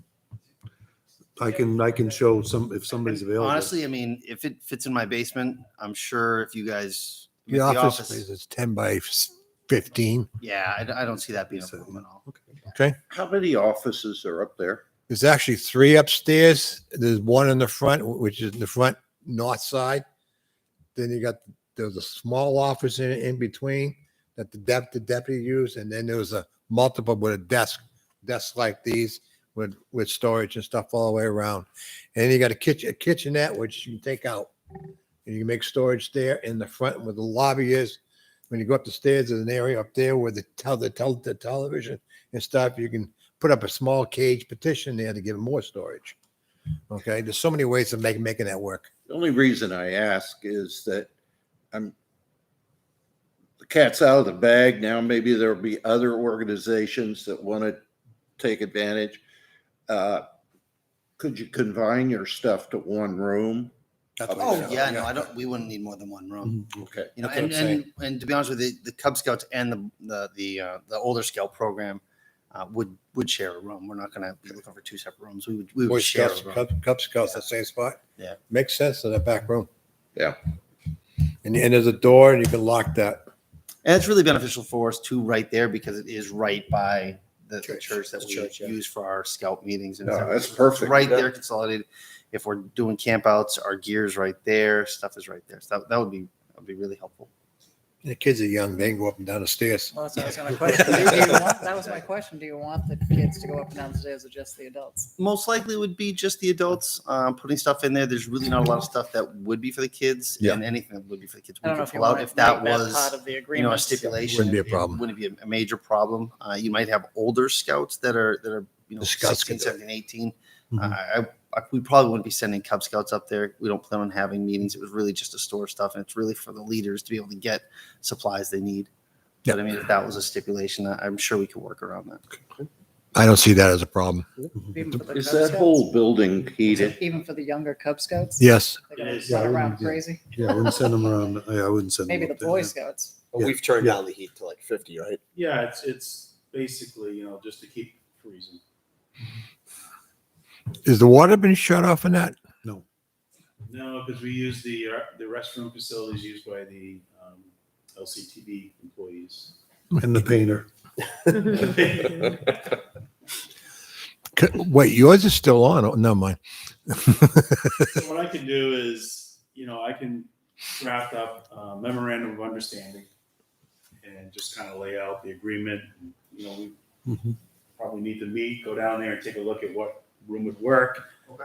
And then I can draft up an MOU for the board to Do you want to see that again? sign. Maybe in lieu of rent, next time they have a bake sale, they could drop us off a plate of cookies. We're gonna be at the open house for the fire department. Is that Saturday? Yeah, it's the Saturday, 1 to I'm 4. out of town. So is that MOU for the Boy Scouts only, not the younger Cub Scouts? And leaders go up, or do you, Well, Be Fair. for boy and the boy and scouts. you're saying the young Cub Yeah, Scouts? too? Cubs, One yeah. Just to be corrected, it's just a Scout program. Scout. We're accepting all genders, so it is just a Scout. So the Girl Scouts too? Okay. Is there a Girl Scout? We don't have the Girl Scouts in ours. I'm just saying we accept It's now called what? Is Scouts of there a America? Girl Scout program in town? Yeah, there is, yep. Not connected to you. Not an issue. Is the church their sponsor? It is not. Do you know who sponsors the Girl Scouts? I don't. I believe Karen might know, but I don't. Kerry knows all. No, I think as a board, we're very happy to help out the Scouts of America. Thank you very much. I'll make sure our Scout do some community service projects this year. They know how to mow lawns? Well, they just helped up the 5K road race, so. Yes. Yep, so they did help out Boy Scouts and Girl Scouts, or Scouts of America and Girl Scouts of America. There you go. Like it. Yeah, I mean, we can talk, Curtis, but that area, the old fire station, the old town hall, definitely could always use spring and fall cleanup because it really does, you know. Definitely. And that's something that when the Historical Society gets going and everything else. just recently, it kind of in the last few years, that cleanup kind of stopped, and so it could be, yeah, part of the MOU. All right, so I'll meet with you, Curtis. Reach out to me. I know you and I have something to talk about. Okay. This is still Make another a list. subject matter you and I are exchanging emails on. So let's connect. Actually, my sister just found my old Boy Scout book. I put it on the dash of my truck. Boy, did I get ribbed at some job sites. Thanks, Curtis. Greatly all good. appreciate it. Thanks for coming I forward. still got mine from Troop 11. Seeing that it's Troop 11. 8:10, I'd like to open it up to public input. Is there any members of the public that would like to provide input this evening? Seeing none, we'll close public input and move on to the EMS Warm Zone Grant Acceptance of $6,000. Mr. Brown. Thank you, Carl. All right. Thank you. Really good news. You probably remember about a year ago, Well, the board accepted this same grant. But at that point in time, Captain Scotty wrote the grant. It was awarded, and that was to assist with training, a group training with the fire department and the police, and also provided protection equipment to the police officers, which was, helmets, vests, and other types of armor type equipment for our officers that would be going into what they call the warm zone. And, they can be kind of an active type shooting scenario. So after the training with the police and fire, Captain Scotty put together another grant application to see if we could get some protection equipment and some medical equipment for the fire department. And that application, as you see, was awarded. And that's in the amount of $6,000. This grant does not require a match, so it's a flat out cash grant of $6,000. And we've already met the training requirements. So it's pretty straightforward, really good. You can see how these grants actually build upon each other. When the work that was done a year ago, it makes the second round that much easier because we can demonstrate that we've done the training, we bought the equipment. So it really only requires the board to authorize the acceptance. And so I put together a motion to move to accept the grant and authorize the town administrator, finance director, and fire chief to sign and submit all required documents. So move. we have a motion by Mr. LaSalle's, Second. second by Mr. Larry. Any further discussion? Does the police department have to sign something too? No, it's just those three positions that will be signing the contracts. Okay. Well, Captain Scotty did a lot of the work on it, but That's why I'm asking if the Well, I think police we should involved. send a Yeah, we just don't letter allow of him to thanks to sign Captain it. Scotty for all oh, his efforts. absolutely. Kudos to him. So if you could do that, Troy, send a letter to Captain Scotty I for all will, his yeah. efforts on behalf of the board. That'd be Yeah. great. So we have a motion and a second. Any further discussion? Great All work. those in favor, Mr. Larry, Aye. Mr. LaSalle's, Aye. Mr. Lynch, Aye. Ms. Queenan. Aye. I am also an aye. Motion carries 500. Next item we have is the parking lot contract. Mr. Brown. Okay, this was given to me by Road Agent Brown last week. We have for the parking lot, I think this would be like our third year. Yeah. Yep. third year having Dalton Farm Landscaping perform the snow removal for the town office, police station, and fire station. So he's submitted 2 proposals, a 1-year contract in the amount of $23,000, or a multi-year contract being $23,000 the first year, $23,920 in year 2, and $24,877 in year 3. Just wanted to make you all aware that Dalton Farm actually does all the school parking lots as well. And they have, I'm not sure what they're doing going forward, but I know that they have done a multi-year contract with him in the past. This does represent an increase from $19,000 to $23,000, which is about a $4,000 increase. All in fuel cost. Fuel and labor. Yep. So I right at this point in time, I'm still thinking that a 1-year contract is the way to go, because I'm not sure, if there's some discussion about hiring some additional highway employees. Maybe this is something that a cost that could go away with additional staffing coming on. 23, one person, 50, 60,000. Yeah.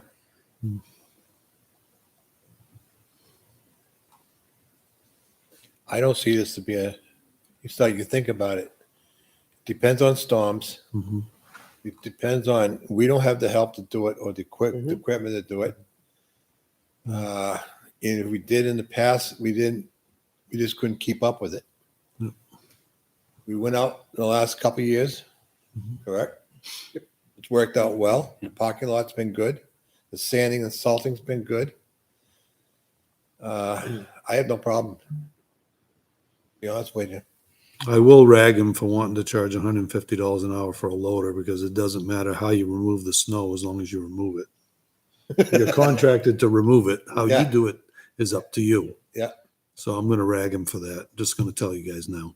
I'll help you on that one. Thank you. Okay. But other than that, I have no problem. So what's the will of the board? Can I ask Kevin to just clarify what you said? You said in the past, what couldn't be fulfilled? Was it a multi-year contract, or was that somebody internally? No, we couldn't fulfill the town itself. Yeah. By the time you subcontract, they get the plow guys, everything else, Yep. they all go away. They can't get the help now. Okay. Okay, and then we went out to bid, and that's what happened here. So we Had to go decided out. to focus on the streets and let the parking lots go back, Right. the school parking lots, Correct. I jump didn't, on top of what they were doing. I don't know if it was an employee of the town that we were No, trying to have no. the department do it and they couldn't do it. Okay. No, it wasn't like that. It just, you got a 2-man department down there. That alone says a lot. Right. And everything beyond that, you subcontract out. You're paying a lot for the truckers, their equipment, and everything else. And they can't just use our equipment because they're busy doing the roads. So it's better off to do this, and the school's done the same thing, because it makes sense. We'll rag on the loader.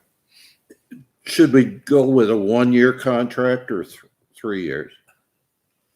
Yeah, my thought is go for a 1, not knowing what we're going to do for warrant articles about additional employees for the highway department, because they are grossly understaffed right now.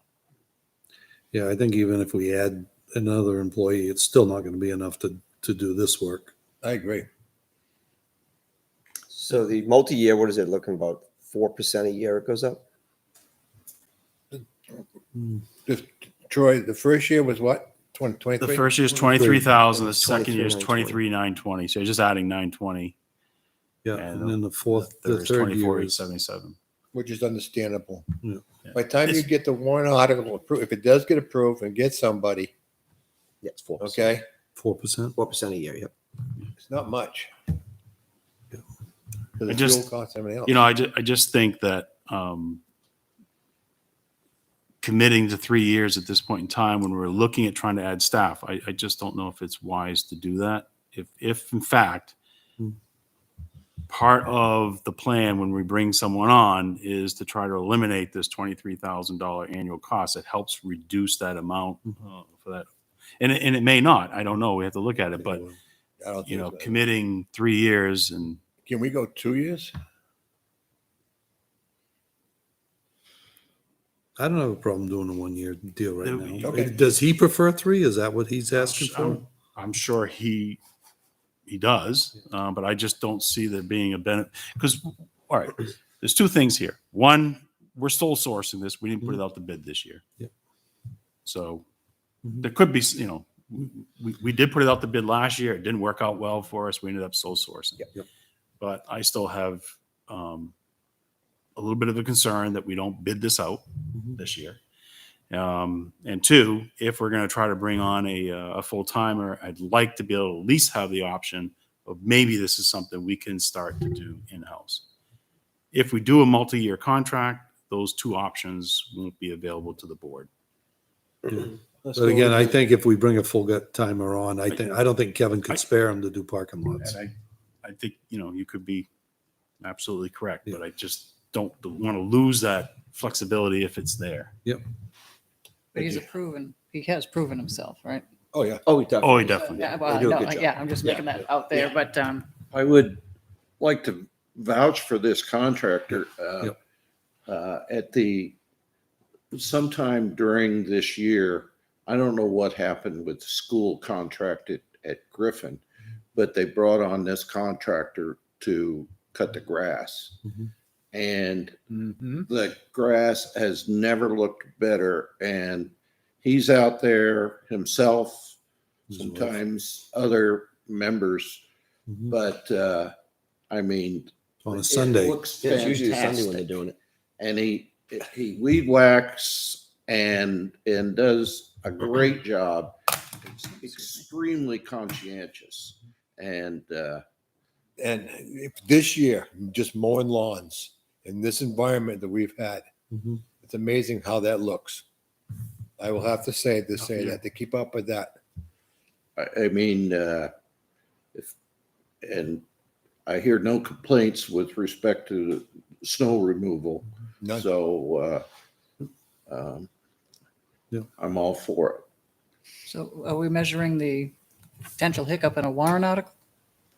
On a what? On a warrant article not going through if you want to expand the group? Is that what we're weighing here? Yes. That's okay. Yeah, you have to have a warrant article to, No, I agree. Have a So, but position. that's the risk. If They the got town voted says down. no, No to additional employee. right, They then, did. then we don't have They have this in in the past, place. And then you're saying, Bob, Mr. O'Leary, I'll say, that even if we hired somebody, you don't know if they can do this I don't anyway. think, yeah, they won't be able to do that. No. They can't, we want them, wherever we hire, we want to keep them on the roads as best we can, because that's the most important part. Yep. Okay, to get to and from. And you got a subcontract to do these. Yeah, I mean, but again, what I'm looking at is you got a community that has a tax cap. Yep. And so you're going to put together a warrant article and you're going to say, would you like to create a full-time position with benefits? It's going to cost you an additional $85,000 a year. And I'd just like to reserve the flexibility, be able to say, it's going to cost you $60,000 a year because part of the plan is that Can negate. we're going to take over the parking lot plowing. I don't know if that's going to be the plan, but I just like to have that. Well, there's flexibility. we talked in the highway department to put somebody on. Okay, that's part of the thoughts for this year. Yep. So let's get it, as much as I say 2 years, because it's going to take that long to get somebody on, but Bob, I see this, what's the difference between 23,000 and 23,009? Is that what it was? Yeah, 23,920. I mean, the only risk we have is $400. will it go up more than 4% next year? A new contract. Yeah, this year due to fuel and everything, it went up, 21%. So that's the risk we have. Yeah. Will it go up more than 4%? And And losing the flexibility. losing the flexibility to say, because the warrant article will be asked in March, so the snow season's behind us. So that the position that we're going to, but Maybe the fuel costs will go down. Yeah. I don't think so. Don't see that Who happening, knows? not for a while. Um, Well, Troy has usually got a good feel for the pulse on these things, and he says 1 year, so I'll go with 1 year. I concur. Make a motion. I move we accept a 1-year contract. We have a motion by Mr. LaSalle's, a second by Mr. Larry. Any further discussion? All those in favor, Mr. Larry, Aye. Mr. LaSalle's, Aye. Mr. Lynch, Aye. Ms. Queenan. Aye. I am also an aye. Motion carries 500. I like that he's a local guy too. He grew up in town. So we're keeping. He's the done a money great in job town. so far. he works really well with the highway department. He's always available Yep. to assist us whenever we need. He does throughout Yep. the year. He assists Road Agent Brown Yeah, all the All time. the time. Yep. I'm still gonna No break him questions though. asked.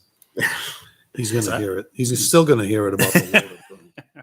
Next, we have the budget update, review, and preliminary adoption. Mr. Brown. All right, so I just wanted to, we're going to be meeting with the budget committee this Thursday.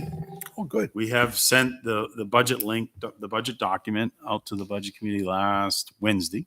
So they have had, by the time we meet, they'll have at least a week in advance of being able to review the budget. Since the last time we met, the tax cap was right around $80,000 in exceedance. And recently, there's been a couple events that have occurred, which has increased our exceedings to 136,000. Two of those main drivers are we just received the rock salt price. Oh, I forgot to put in our per tonnage what we were. I think we were $49.50. $49.50. It was with the state bid price last year. It has increased to $72 per ton for this fall. Winter. Well, there's something. to And so that we budget 1,800 tons a year, and one of the things I realized was that the budget committee did just do a blanket cut to the road salt last year. So restoring the 1,800 tons, which is what we, as our annual request, at the $72 per ton, ended up being an increase to the salt line of $45,500. Also, the propane, the school did go out. It looks like the current vendor, they're switching vendors. So From I'm Energy assuming North. it's for the best price they could get. So we're increasing $1.33 per gallon to $1.85, and this resulted 50 in cents. a bottom line of $10,600 increase. Which the So vendor, those two things right there kind of drove your tax cap overage from 80,000 up to 136,000. overage. So salt went up almost 50%. Yeah, $22 a ton? 45%. Wow. Yeah. Yeah, propane went up, what, 41, 42%? Yeah. And just remember, so as far as other things that we're still waiting for the utility rates. And we're waiting for our insurance policies. That includes your health insurance. One of the things that, Karen has started looking at the budget. The department heads have started looking at their budget, trying to project where they're going to end up by the end of this fiscal year. And our fire department and police department are both looking very healthy. All due really to, in the police department, we've had staff changes. We've had, vacancies that we still haven't been able to fill. And in the fire department, it's really been the COVID pandemic impact on the training that we heard last year as well.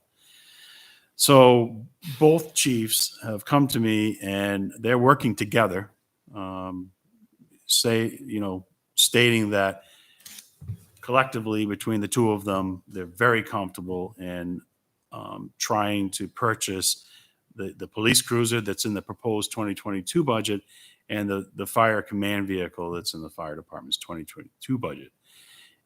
And we all know that there's this vehicle shortage, and both department heads would like the board to consider granting them authority to go out and purchase these two vehicles now. And they will they're very confident in their budgets that they will be able to absorb this cost. They don't want to encumber the funds, which is kind of a typical position that we ask because of the vehicle shortage. If they can make contact and they can find a vehicle, it's in the best interest to secure it or get it in line and queue with whatever's coming in for inventory. This would help reduce the tax cap issue by $72,498. Now, with this same plan, what I've asked Ben is that he forego the trade-in that he was looking at for the 2018 Tahoe, and that we take that and do a quick, retrofit and convert that into the building inspector's vehicle. The building inspector's vehicle is a 2007. Escape? Is it 40? Not Escape. Explorer? Explorer. And Teeny one. that has, I've gone through a couple. I've had the former building inspector, the interim building inspector, now our new inspector, and they're like, you really need to address this vehicle. It's definitely showing its age. And so giving up that police Tahoe, I think would, we should take advantage of that vehicle and run it for a good another 6 years, You hopefully. get 10 years out. I'm going to go 6, but I know that there's more life in that vehicle than 6 years. What will that do to the price of the police cruiser? So the police cruiser, it would, so if taking it out of his budget, because he only budgeted 28,000 for it. Because he was getting So what, 19 my for it? savings is only 28,999, but the police cruiser is going to bump up to what? About the same that the chief's paying, about 45,000. And he's got the money And he's got the money. He's got money available for Yeah. that? Yeah. Okay. It helps us with the tax cap. It will help you with the tax cap, but it'll also help you if we can get our hands on a vehicle. Yeah. We're We're 3 months ahead doing it, if we let him do it now.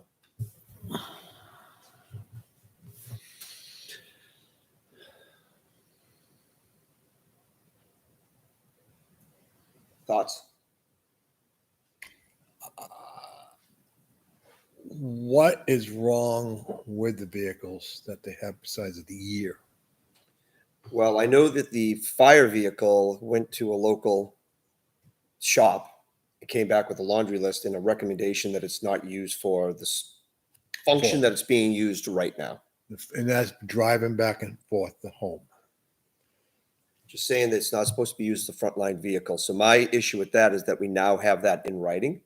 If it is used for that and there's any type of incident, collision, accident, the liability is put back on us. I mean, the fire command vehicle does go back home with the fire chief. It's assigned to him and allowed to go back home so that if there is an emergency and he's responding to a call, that he is responding as emergency vehicles do. And based on the assessment that they've just conducted, it was highly recommended that it not be used for emergency response. How many times in the past year has that occurred? I don't know that answer, but I can try to get that. I'd like answer. to know that.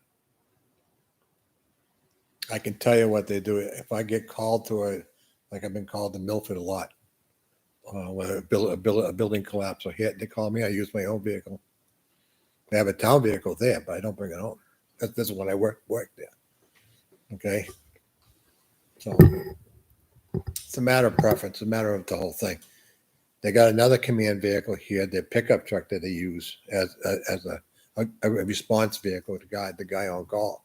So it's being done as it is now. I'm from the old school. If you're going to have a car and it's going to be a vehicle that needs to be at a fire scene, it should be here. Okay, and the person on call will bring it to the scene. Okay, and they'll go from there. I'm from the old school.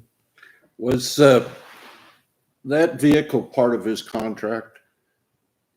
Yes. I believe it's in there, yes. Yes. And even if he's bringing it home or not, Kevin, it's still a vehicle that's going to report to an emergency site. So we Sure. still have to address it. I mean, it's in the Well, chief's yeah. contract that you can bring it Whether home. it's So we parked still here have or to the chief's address in- if it's parked here or with him. Yeah, I the understand. safety of the vehicle. But the cost of the repair, we just put a fire truck online to the highway department. It's been running for two years with no problem at all. It's doing more work than it did before. Okay? I'm just saying that, okay? I'm just too logical, I guess, you know. What is the car model that the chief is trying to upgrade or replace? It's a Chevrolet Tahoe. Can that be used for the building inspector and then we kind of The, shuffle things it's around? I think it's a 2005, 2007. Oh, okay. So the 2018 police cruiser Tahoe is a Yeah, far use better that one vehicle. for the Okay, I didn't know if it was, I didn't know it was a Yeah. 2005. And that'll last for years after Yeah. that. Yep. All right. I'm not sure.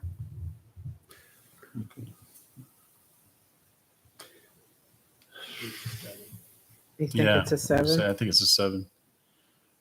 The Chiefs car? And I think it was Edwards that said it's very Yes. rusted out underneath. I think that's the bottom line is, it's about the vehicle. It's Mhm. a command vehicle and its primary purpose is emergency response. Correct. So I think you have an opportunity to replace it, get a safe emergency response vehicle, which happens to be a command vehicle. Questions about contract, whether it's going to continue to be in the contract, that we're in the process of having that discussion. That I think that's another discussion. Conversation tonight is the vehicle itself. Yeah. We have to make sure that our employees are safe in the vehicles that they're in. And I know we give the police chief a vehicle. I don't really have a problem with it being a command vehicle and being able to take it home. I know the chief also runs another business. I don't want to see it up in Hooksett for the job, the day job that he does. That would be the only problem that I would have. But as far as, because both Ben and I think does it Tom has one too. So I don't have so much a problem with that because if you get rid of one, you have to get rid of them all. But I would limit it to going from Bedford to Litchfield or to wherever the site is of an emergency. I think we have for town assigned vehicles, we have our police chief, the police captain, the detective, and the fire chief. As long as it's The not road being agent used. doesn't, Yeah. currently right now, he does not take the And any the building vehicle home. inspector doesn't. Okay. And the building local. inspector does not take the vehicles. As long as it's not being used for personal use. Correct. That would be my issue. If Yep. any of them. It is a 2007. 2007. So Karen confirmed it's a 2007. Okay. I'm comfortable with allowing them to do it out of the budget this year. Okay. I would be too with that stipulation for, that it's used for business. Not for personal use. Well, it would have to be, We'd have to again, we address have it a in the next contract that's in contract. place right now, which, That needs to be negotiated. but there's a current contract right now that What does the current contract say? Does it I'm say going for to personal assume use?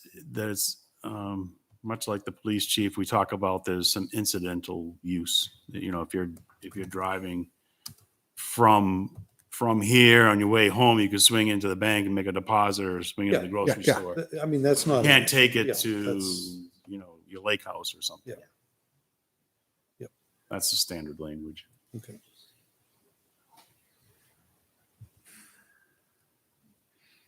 That vehicle was marked one time as a command vehicle. Now it's unmarked. So the question is, that's something that the town wanted, whether it be marked. Then it changed to be not being marked. But that's here or there. You guys can know. I'm not on the negotiation committee. I'll let you guys work on that one.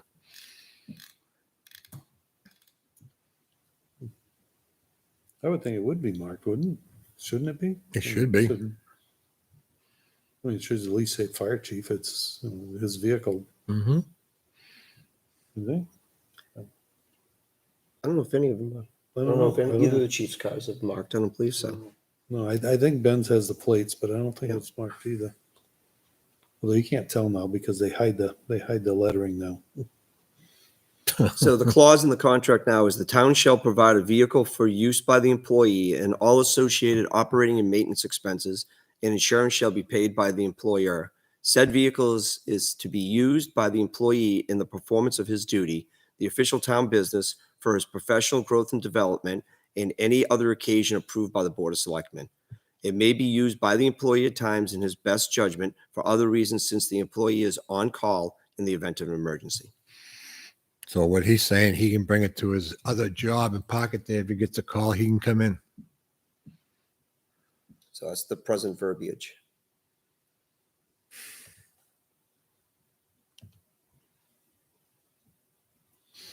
No, this is a contract negotiation stuff. Yeah. It's I not would be here in favor of tonight. taking that out and just having it being used for town business. But I don't have We a can problem address with them that. keeping it. I don't know. So we can Okay. tweak that a little bit. So like, again, you got, Yep. Yeah, you got that's contract another whole thing. negotiation Yeah. discussion, you Yep. got, whether Yep. you want to replace the command vehicle or not. So getting the two vehicles this year makes sense if it's in the budget. Correct. And that's going to bring us the tax cap. Now we're going to have to work on it, 64,277. But we still don't know our utility rates or the insurance policy rates. Mhm. Speculation is insurance is going to go up or down by 5% And the based other- off of COVID. They're not saying which way, but their speculation is 5 in either direction. And I'm worried about utilities as well. and the- Utilities, I'm That sure, number are should going to be go up. coming. And at some point down the road, we are going to have to start introducing vehicles into the budget because as the chiefs, both chiefs, I spoke to them both last week, we're going to have to do that. We can't keep taking them out. I mean, if the money's there, yeah, by all means, other than that, or give it back to the people, but we'll have to introduce it at some point, but that tax cap's looming, so.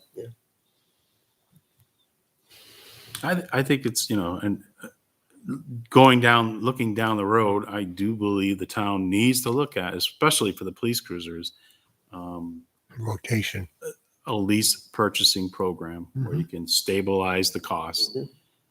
I know that's easier said than done because you have a warrant article that asks the question, and if they say no, then you're not allowed to go out and lease purchase. So you still have, at the same time, you have to carry the cost of replacing the vehicles in the operating budget. Until the warrant article. But once, if you're able to get it passed and then from that point forward, you can have a plan, and most towns will do it this way. They don't just purchase their cruisers with cash. They'll replace, a third of the fleet every 3 years, and it just really keeps that cost pretty stable. I mean, the plan that we have in this town prior to the tax cap issues was that we were doing one cruiser, and then the next year we'd be doing two. Yep. Yep. Now that plan did allow for the year that we were doing one cruiser, At least. I watched the police chief be able to address equipment needs and radio needs and stuff like that in that year when they only had the one cruiser. So, Mhm. so it still allowed the stability in addressing car needs and Other equipment equipment and needs for the department. So, I still like purchasing them whole if you can. I don't like, I mean, you save on insurance, not insurance, but interest. And I just think it's cleaner. It's a cleaner transaction. It's not looming over your head for a few years versus. The other thing I like to look into is that, you got an estimate of what's wrong with the car. What is the cost to fix it in relation to it? It's still making just good. Mhm. That's something we gotta look at too. The cost of repair sometimes is cheaper than buying. And you still get another 3-4 years out of it. I think they recommended that it was beyond fixing at this Yes. point. I believe that's I what think it that's was. what Edward said. Yep. Was the place up, Fran's old Yeah. place. Oh, if that's the But- case. It's the case. Yeah. He is respected. Yeah.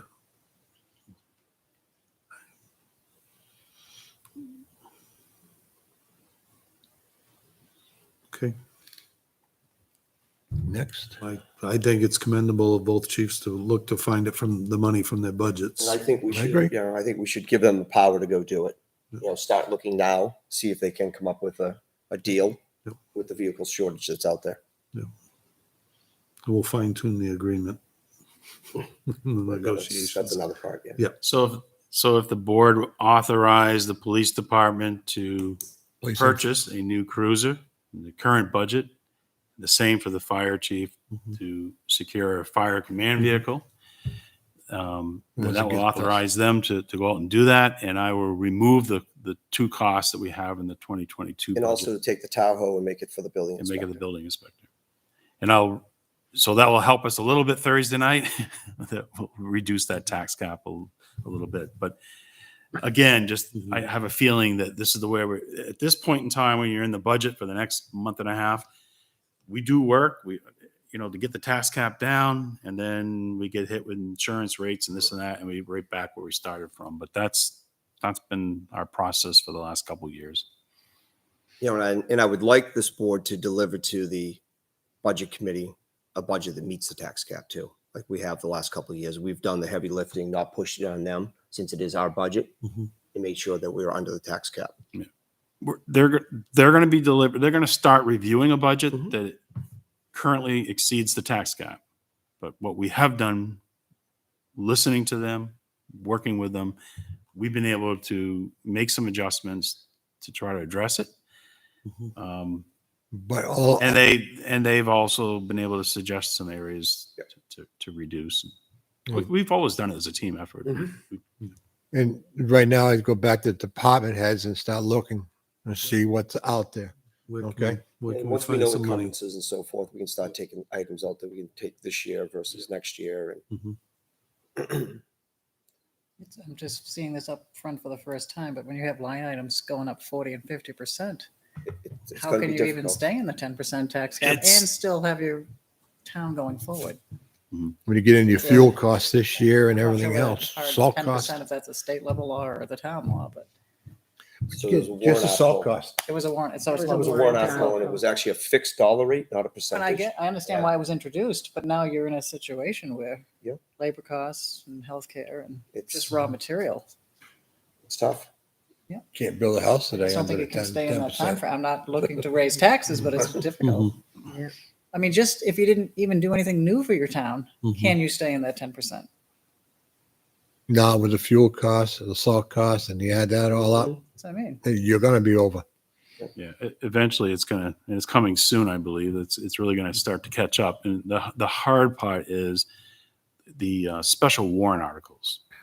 So we've been able to use the unassigned fund balance to do those one-time capital purchases. But the example of trying to create a new full-time position with benefits, that's where it's difficult because you're probably going to have an article that at no fault of the budget committee, because of the tax cap, they can't They recommend can't it. support it.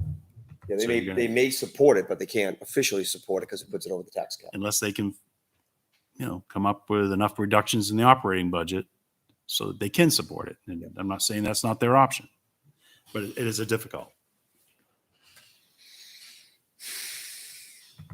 Okay. Well, the next meeting, we're gonna be discussing this again, so. Yes, we will. The next few meetings. Talking about it Thursday. All right, so we should make a motion Yes. to allow you to. You make it. Authorize the police chief and fire chief to purchase their vehicles as proposed in the 2022 budget and transfer the police cruiser to the building department. Yeah, because I don't want the fire one, it's red.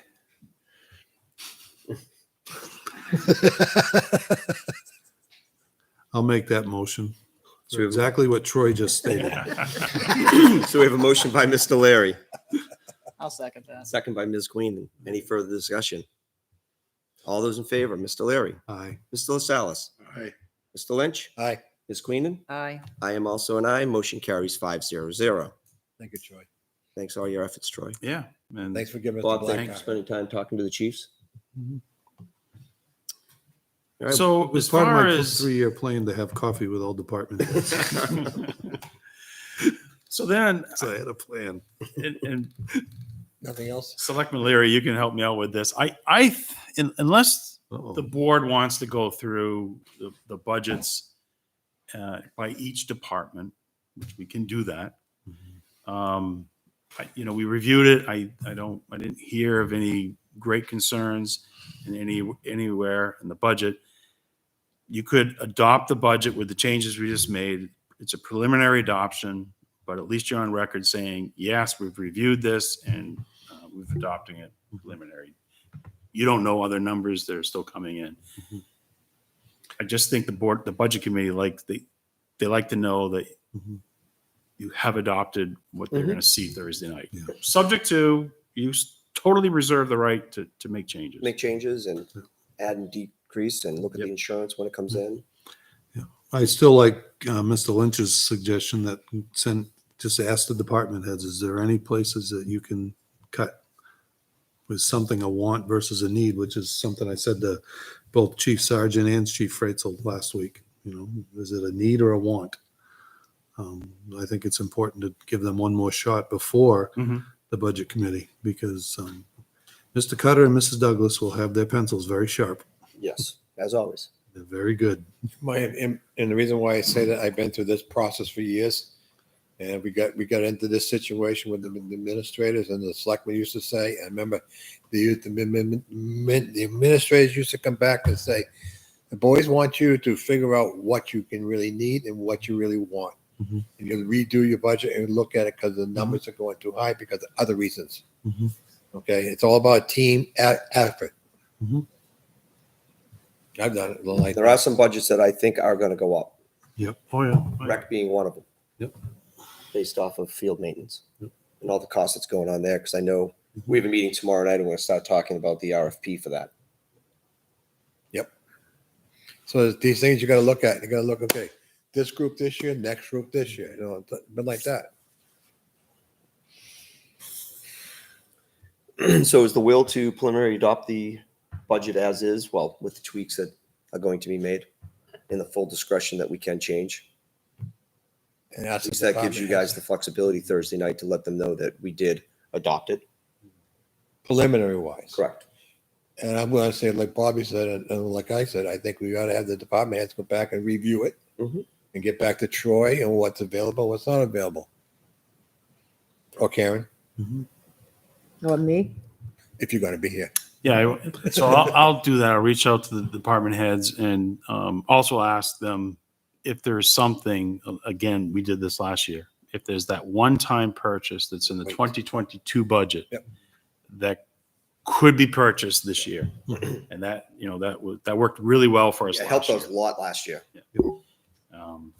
We don't have a presidential election, so we're going to save money there. I got that one department head, Brunel, who just, seems to come up with Yeah, but stuff have you all seen the time. towers that guy has built? Yeah. The chain link fence is beautiful around it. I climbed 2 of them.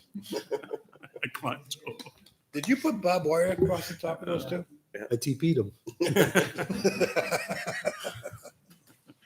No, I think that, the budget committee appreciates when the town really goes to work and tries to whittle it down as far as they can. I think we've had a fairly decent run the last couple of years that I've sat there anyways. Yeah. They've commended our department heads for the work they've done. Plus, what's happening this year with the budget that was approved in 2020, 20, and what happened in that whole year after the budget was approved. We discussed it, put a thing, and then all hell broke loose. Yep. And then now you got the fuel costs going up. Okay, well, we weren't expecting that to happen this year at all. I don't know. Troy called it last year. I remember when they were Yeah. talking about cutting it. Troy said if it goes to $3, And then you got, And we're going to be north of that. yeah, we are. yeah. Well, everything changes every year. Okay. So you guys are comfortable for Thursday evening? It's never comfortable. As comfortable as you can be. Yeah. I think so. I just shut up and let Troy talk. You got some seniority now. I'm looking at you. You've been here longer than me. Do you need a motion? Yep. Do we need a motion or we just give you the go-ahead? Get you, go ahead. Go ahead. That's basically it. Preliminary. Go ahead, both of you. Yep, go ahead, both of you. Yep. It's a preliminary. I'll work with Mr. Sullivan on some language. Good luck. It's- Thank you. We had no other business added this evening. Next, we have the town administrator report. Mr. Brown. Short and All right. sweet. Well, one of the things that didn't make my report here, but you have a copy of the financial statements that was provided to you. So take those home with you. Another good year. No findings, no comments. So Good. Good job, Karen. Karen's done all Appreciate the hard it, as work she always. does behind the scenes, keeping us, getting our paperwork Can you submitted, even all of our love it? receipts. I'll highlight it. So on October, right now, tentatively, October the 25th, we'll have the auditors will come in, Okay. probably do like we did this evening, remote presentation, and they'll go through that document with you. Do you have a pen? So take it home. It's yours. And Not the any pen. questions you have, shoot them off to me and I can give them to the auditor so they'll be prepared to answer. I think this remote stuff is better for the people on the outside with the gas costs. Yeah, two- okay, you think about it for a minute. The two presentations you just had this evening were great. They really were great. Those were in person. They would not have been as informative, and the people at home watching they couldn't have seen that information. So really good. Keep that one. That's what I like about it. Do that all I like to time. move the television down a little bit. You see what's- Yeah. And I don't bring up. Like a turn to see. I eat them. So this, we're going to try to meet. I've got a group of citizens, cemetery trustees, historic members, got some selectmen, Kim and Kevin.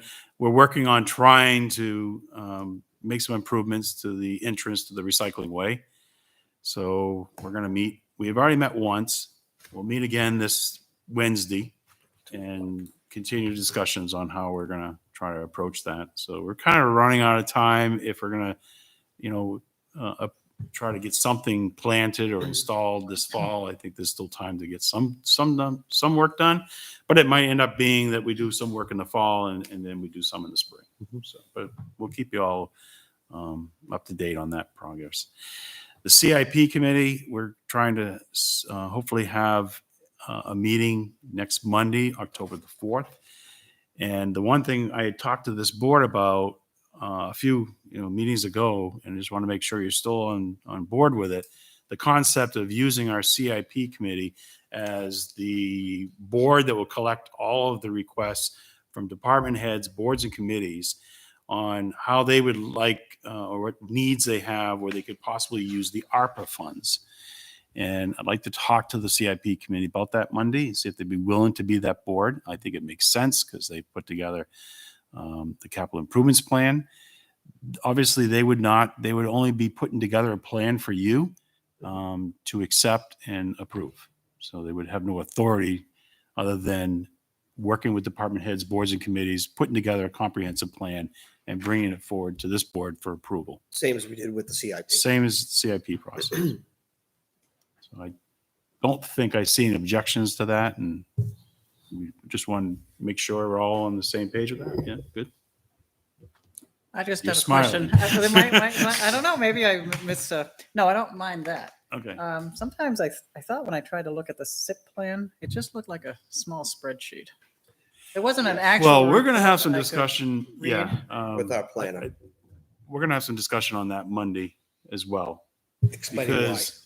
Because when we started this, we were talking with Jay, because NRPC were the ones that were putting together the plan. So if you take a look at the prior capital improvement plan, it's a booklet and it gives a lot of background information. I think that we were trying to get the plan laid out in a financial spreadsheet, but there's more work that needs to be done. And I think we're going to have that conversation. And I think his intent was to do all that. Was. But we got so busy with other things. and then COVID hit and and so we haven't finished putting all Even the if it's like verbiage a on it. one pager, but something just to explain. Yeah. Whatever you did a wonderful job with the committee. You brought everybody in, you had the citizens, just a summary of Yeah, that. definitely. Because we have to look at it sometimes And now based on from the things planning that- board to I'll make take sure pictures. we're making decisions that way.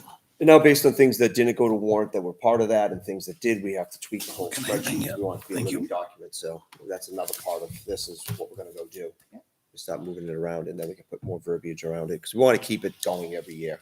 Doesn't have to keep be revisiting huge, it. just Yep. Oh, we major agree. points. I totally agree with you. It needs, I'd like to get their input, whether or not, we'll make the final decision. right. Just like the CIP. Yeah, that's what I mean. Yeah. Get CIP's Yeah, input. but just like when we put together the CIP, it came back to our board. Yep. It was presented and then we The, adopted. the explanation is what Bob is at, make sure, understanding it is what I'm saying it too. We get something that just has a numbers thing. Just get the background reasons for it that you feel. No, if you remember the whole CIP process, they came and presented to the board. Yep. The whole entire Yep, we did, yep. plan. Oh, well, last year, Yep, when it was adopted.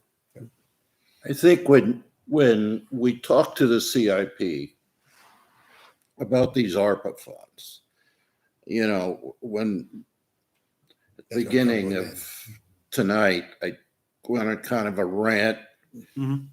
It really sticks in my craw with respect to, they're saying one thing, but then who knows Yeah. whether they're going to change Follow their through. mind, Truly funded or not. And before we build everybody's hopes up, let's really look at it with a jaundiced eye because nothing's free. no, You have to and know what you can spend it on Mhm. Yeah. before you can even Yeah. let them come forward to you. but it sounds as if the system is set up so that Set you up the really don't have a high degree of confidence, I don't. And so personally, my limited knowledge of the plan of the ARPA fund administration right now, my takeaway is that for towns to protect themselves, take full advantage of the funds, is to go in the categories where it's clearly 100% allowed use. And what I'm seeing and hearing from my colleagues out there in other towns, they're really focusing on infrastructure. They're doing water lines, they're doing paving, they're doing bridges, and there's no surprises there because that's 100% covered infrastructure. Any police, fire type expenditure is pretty much covered 100%. So to start doing a bunch of little things, it creates a lot of work for the administration of the grant because we're dealing with federal funds this time. And there's a lot of, like I said, you're going to need to have everything that you purchase is going to go through a competitive process. People are going to have to certify that they're following the Davis-Bacon Wage Act and this act and this and that. And so I just think, if we could do, personally, we keep it to, 6 to 8 transactions and manage that. But I don't know what the different boards, committees, and department heads have for ideas out there. So you really got to take a look at, all of it, and then from that point, make your decision on how you go forward. but I'm really worried about the amount, that they're saying we get, and they're saying that, this 4% deal, Yeah. that So all we know right now is that we have $400-something thousand in the bank. Mhm. We have it. The Mhm. first payment we have. Mhm. I guess the federal government, something could go wrong and we never get the second payment. But we have 400,000 in the bank right now. So if we follow the guidelines and everything, we could be comfortable spending that. I would be hesitant spending it before we have received the second payment. And you have till 2024 to commit it in 2026. We have until Okay. 2026 to spend It's it. got to be spent. Okay. So you have a So we little have bit a of time. So then we can There's no find out if we're rush. going to get on the hook for it or not, Right. pay it back. this whole concept of It's- free money just scares the heck out of me. Yep. It does. It's not I mean, free. Huh? It's not free. Nothing's free. No. No, No. but we did pretty good with Gopher Yeah. and the FEMA. I just sent in for project I love number those 5 names. for FEMA. But see, that was a COVID money. It worked recognized good. Yeah, use. but And it was for a purpose, it was, we had, somebody had to buy all this stuff. Yeah. And we knew we were gonna get reimbursed. We bought the plastic, dividers. We knew we were gonna get Yep. reimbursed. Everything we bought, we knew was eligible and reimbursable. ARPA's a little different. It's, as explained to me, it's a reverse grant. It's done in the opposite way than your traditional grants. And ARPA has decided to send money to towns and cities.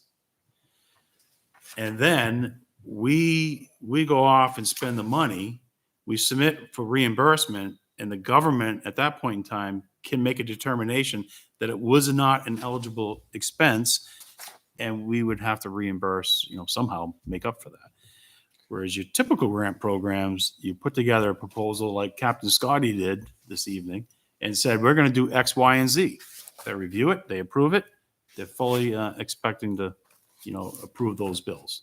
So in other words, we did our homework before we went in guessing that we were going to get it. Yeah. The opera program is you put something in, you think you're going to get it, but you're never going to use it. You might well, not. because they're gonna send you the whole money that you were eligible for, even if you didn't lose all of that revenue. So what would So you have over the 3 years to spend it? to see if you've lost more revenue to get up to that number. So Okay. right now, I think we're at 8 something, not even the 900. and something we 904. got. So next year I have to calculate it again and see if we lost enough revenue to capture that rest of that money. Okay. Yeah, it's going to be fun. Yeah. It's not going to be easy like our other grants. I know you said maybe 6 or 8 transactions. What would concern me with that? Well, number one, this whole thing concerns me. It's very sketchy. It's very, very sketchy. Is if we do 6 or 8 and say there's 1 or 2 items that are very large purchases. Fire engine. They come back and say, no, now we're on the hook for $600,000 or $700,000. We can't take the fire engine and go, here, have We it take it back. back. Yeah. We can't give you the cash, but Yeah, we'll we can't give you the cash. keys. We'll give you the keys to the truck.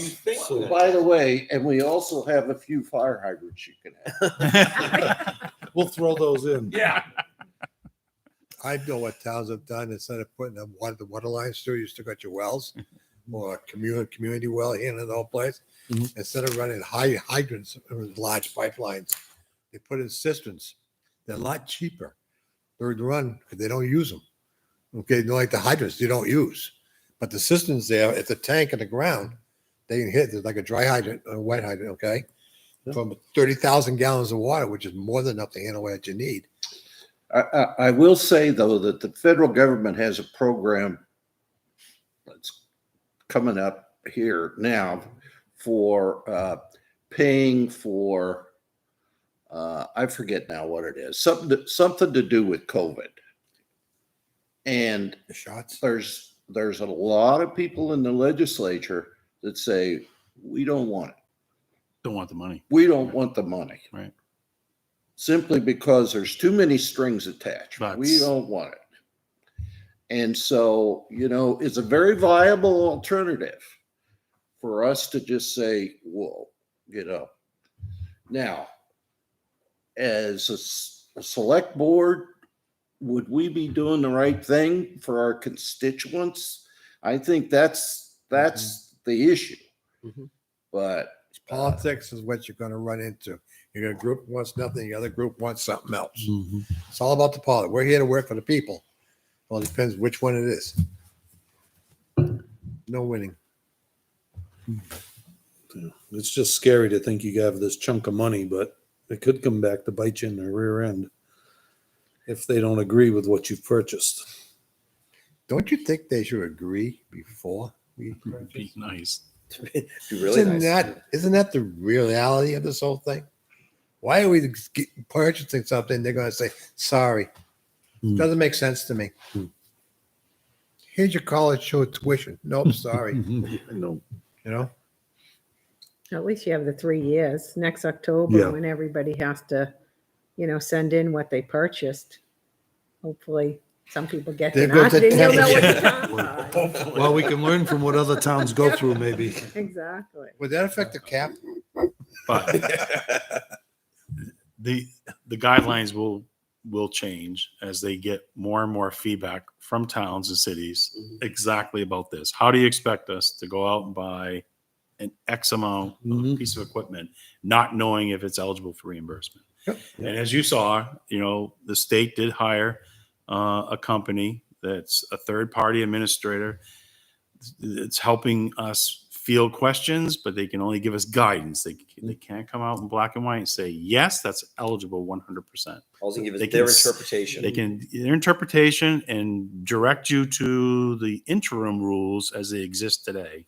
So what the state is paying for somebody to say nothing back to us. Keyword there is interim, They're interim right now. There's no final rule in place. Sometime this fall, they say. which is government talk for watch your back. So the only other thing I wanted to point out is that our next meeting is October the 11th. It's Columbus Day. The town office is closed. So I don't know. I'm gonna have to work with Chairman Weber here and figure out what we're doing. We got to meet no matter what we do. So Columbus screwed us up. so we'll see. We have to convince our LCTV guys to work. See, he's already in. See, we got help already. I think it might not just be Columbus. It might be Indigenous Peoples Yeah. Day. That's what I was gonna say. So we don't want to forget those indigenous people. That came here many years ago. They were already here. That's all I have. Okay, so next we have selectmen reports. Mr. Lynch. None.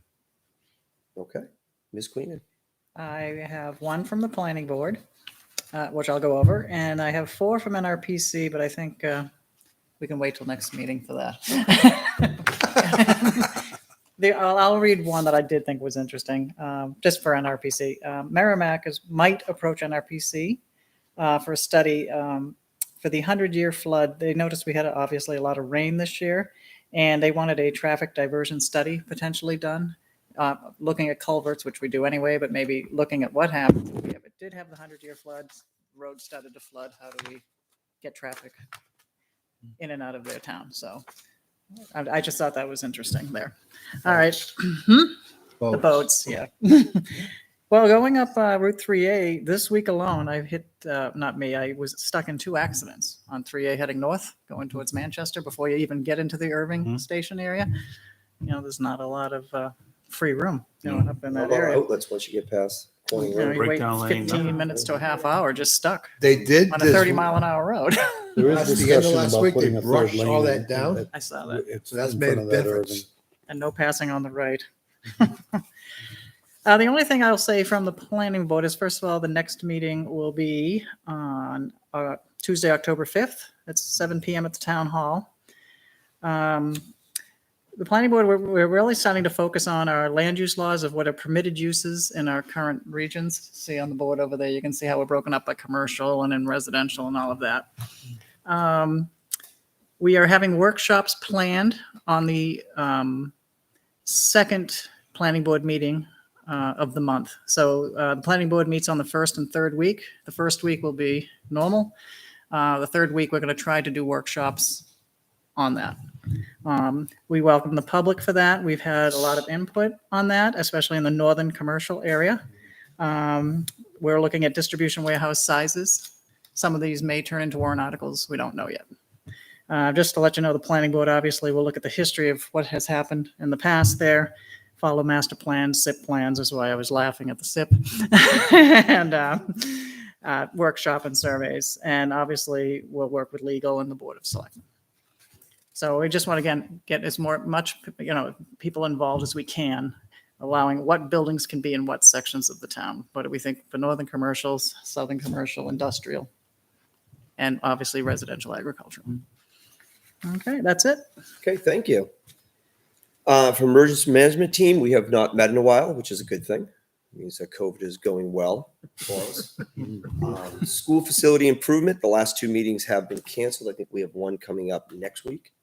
And the recreation, we meet tomorrow evening. We're going to be talking about the RFP for field maintenance and all the different needs and wants of Talent Hall coming up from the different groups.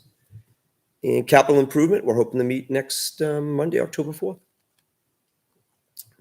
Kudos to rec department with respect to the military group that Yes. was there. And Oh, yeah. They did a great job for us. I visited with them, and great job. And special kudos goes out to Jim Jim Spots, Jim Spots. Yeah. for all his work coordinating the National Guard to come in and do that Yeah. for us. Yeah. It was great. Yeah, the deck looks good back there. What's The that? deck looks good. Looks really good. They did a nice job. I took a ride around. Give it a couple months and seal it, so it stays nice. I don't know how many people know the history of that, but that building wouldn't be where it is if it weren't for those folks many years ago. Yep. So that we have a real history of them helping us out with that building. So it's good. I don't know if there's anything else that we could do. I think we gave them a plaque or something. Letter and a plaque. And I know it's a true win-win situation because they use it for training and so forth, but we really get the benefit of it. Definitely. Mr. Larry. Going off of what Rich was just saying, actually, before I get to the budget committee, that building was actually very run down. Kevin will remember this. And I remember in the late 1980s, a certain recreation member came to me and asked me if I would donate painting. He was trying to fix it up. It was Mr. LaSalle that got that whole thing going, because that building probably would be in the ground now if he didn't start it. And so kudos to you. It's something that I'm very proud of, by the way. You should be. Because it was a community effort, and there were a lot of people that put in a lot of time, but I was very proud of my contribution. You should be. It's a great resource for the town. It is. And we even put the insulation it. back underneath the floor twice. Yep. The insulation you put up underneath of the floor for the heat. Yep. The Valley Street boys and myself spent some time underneath there, reconnecting it all back up and bouncing over the years. It all fell down.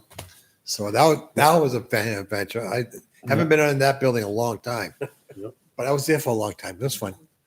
When in 1979, when I moved to town, there was one gymnasium in town. Yep. It was Griffin. Yep. So there you go. Then, today we have 4, but from a community standpoint, the town hall really is a community resource. It's used by a lot of groups. It does. It really does. And it's that there's value to something that is outside the realm of the school. There's a certain stigma that comes to using the school, where if it's a community resource like Talent Hall, then, it doesn't have that stigma, and it's good. Plus, you can have cocktails at the comedy shows. Yes, you can. The budget committee has started. We met last week. We're going to meet this week, start going over the town budgets. Let the fun begin. Get ready, Troy. I'm going to have tape over my mouth. The Heritage Commission met since our last meeting, and I was in COVID jail, but I did participate remotely. But interesting, they had their meeting in the little gazebo out here. Oh, nice. And The weather was good. the weather was good, and nothing particularly alarming came. Do we want to touch on the issue that hit the news here with the firing range at all? I assume it's out of our hands. I can say I talked to the captain today about this and what's going on. It's Londonderry is where it is. So the Londonderry police are investigating what's happening, projectile wise and stuff, see if it is, and they haven't got that completed yet. That's the latest that I know. Okay? Is there anything as a select board that we need to do to respond to the citizenry as far as, you know?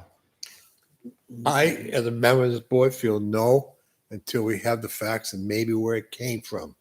I think Okay? we need to leave it to the police I think we just investigation. leave it with the type of projectile, the distance, the range, elevations, how that place is built, and maybe where the angle it may come in may not have been anywhere from there. We don't know that yet.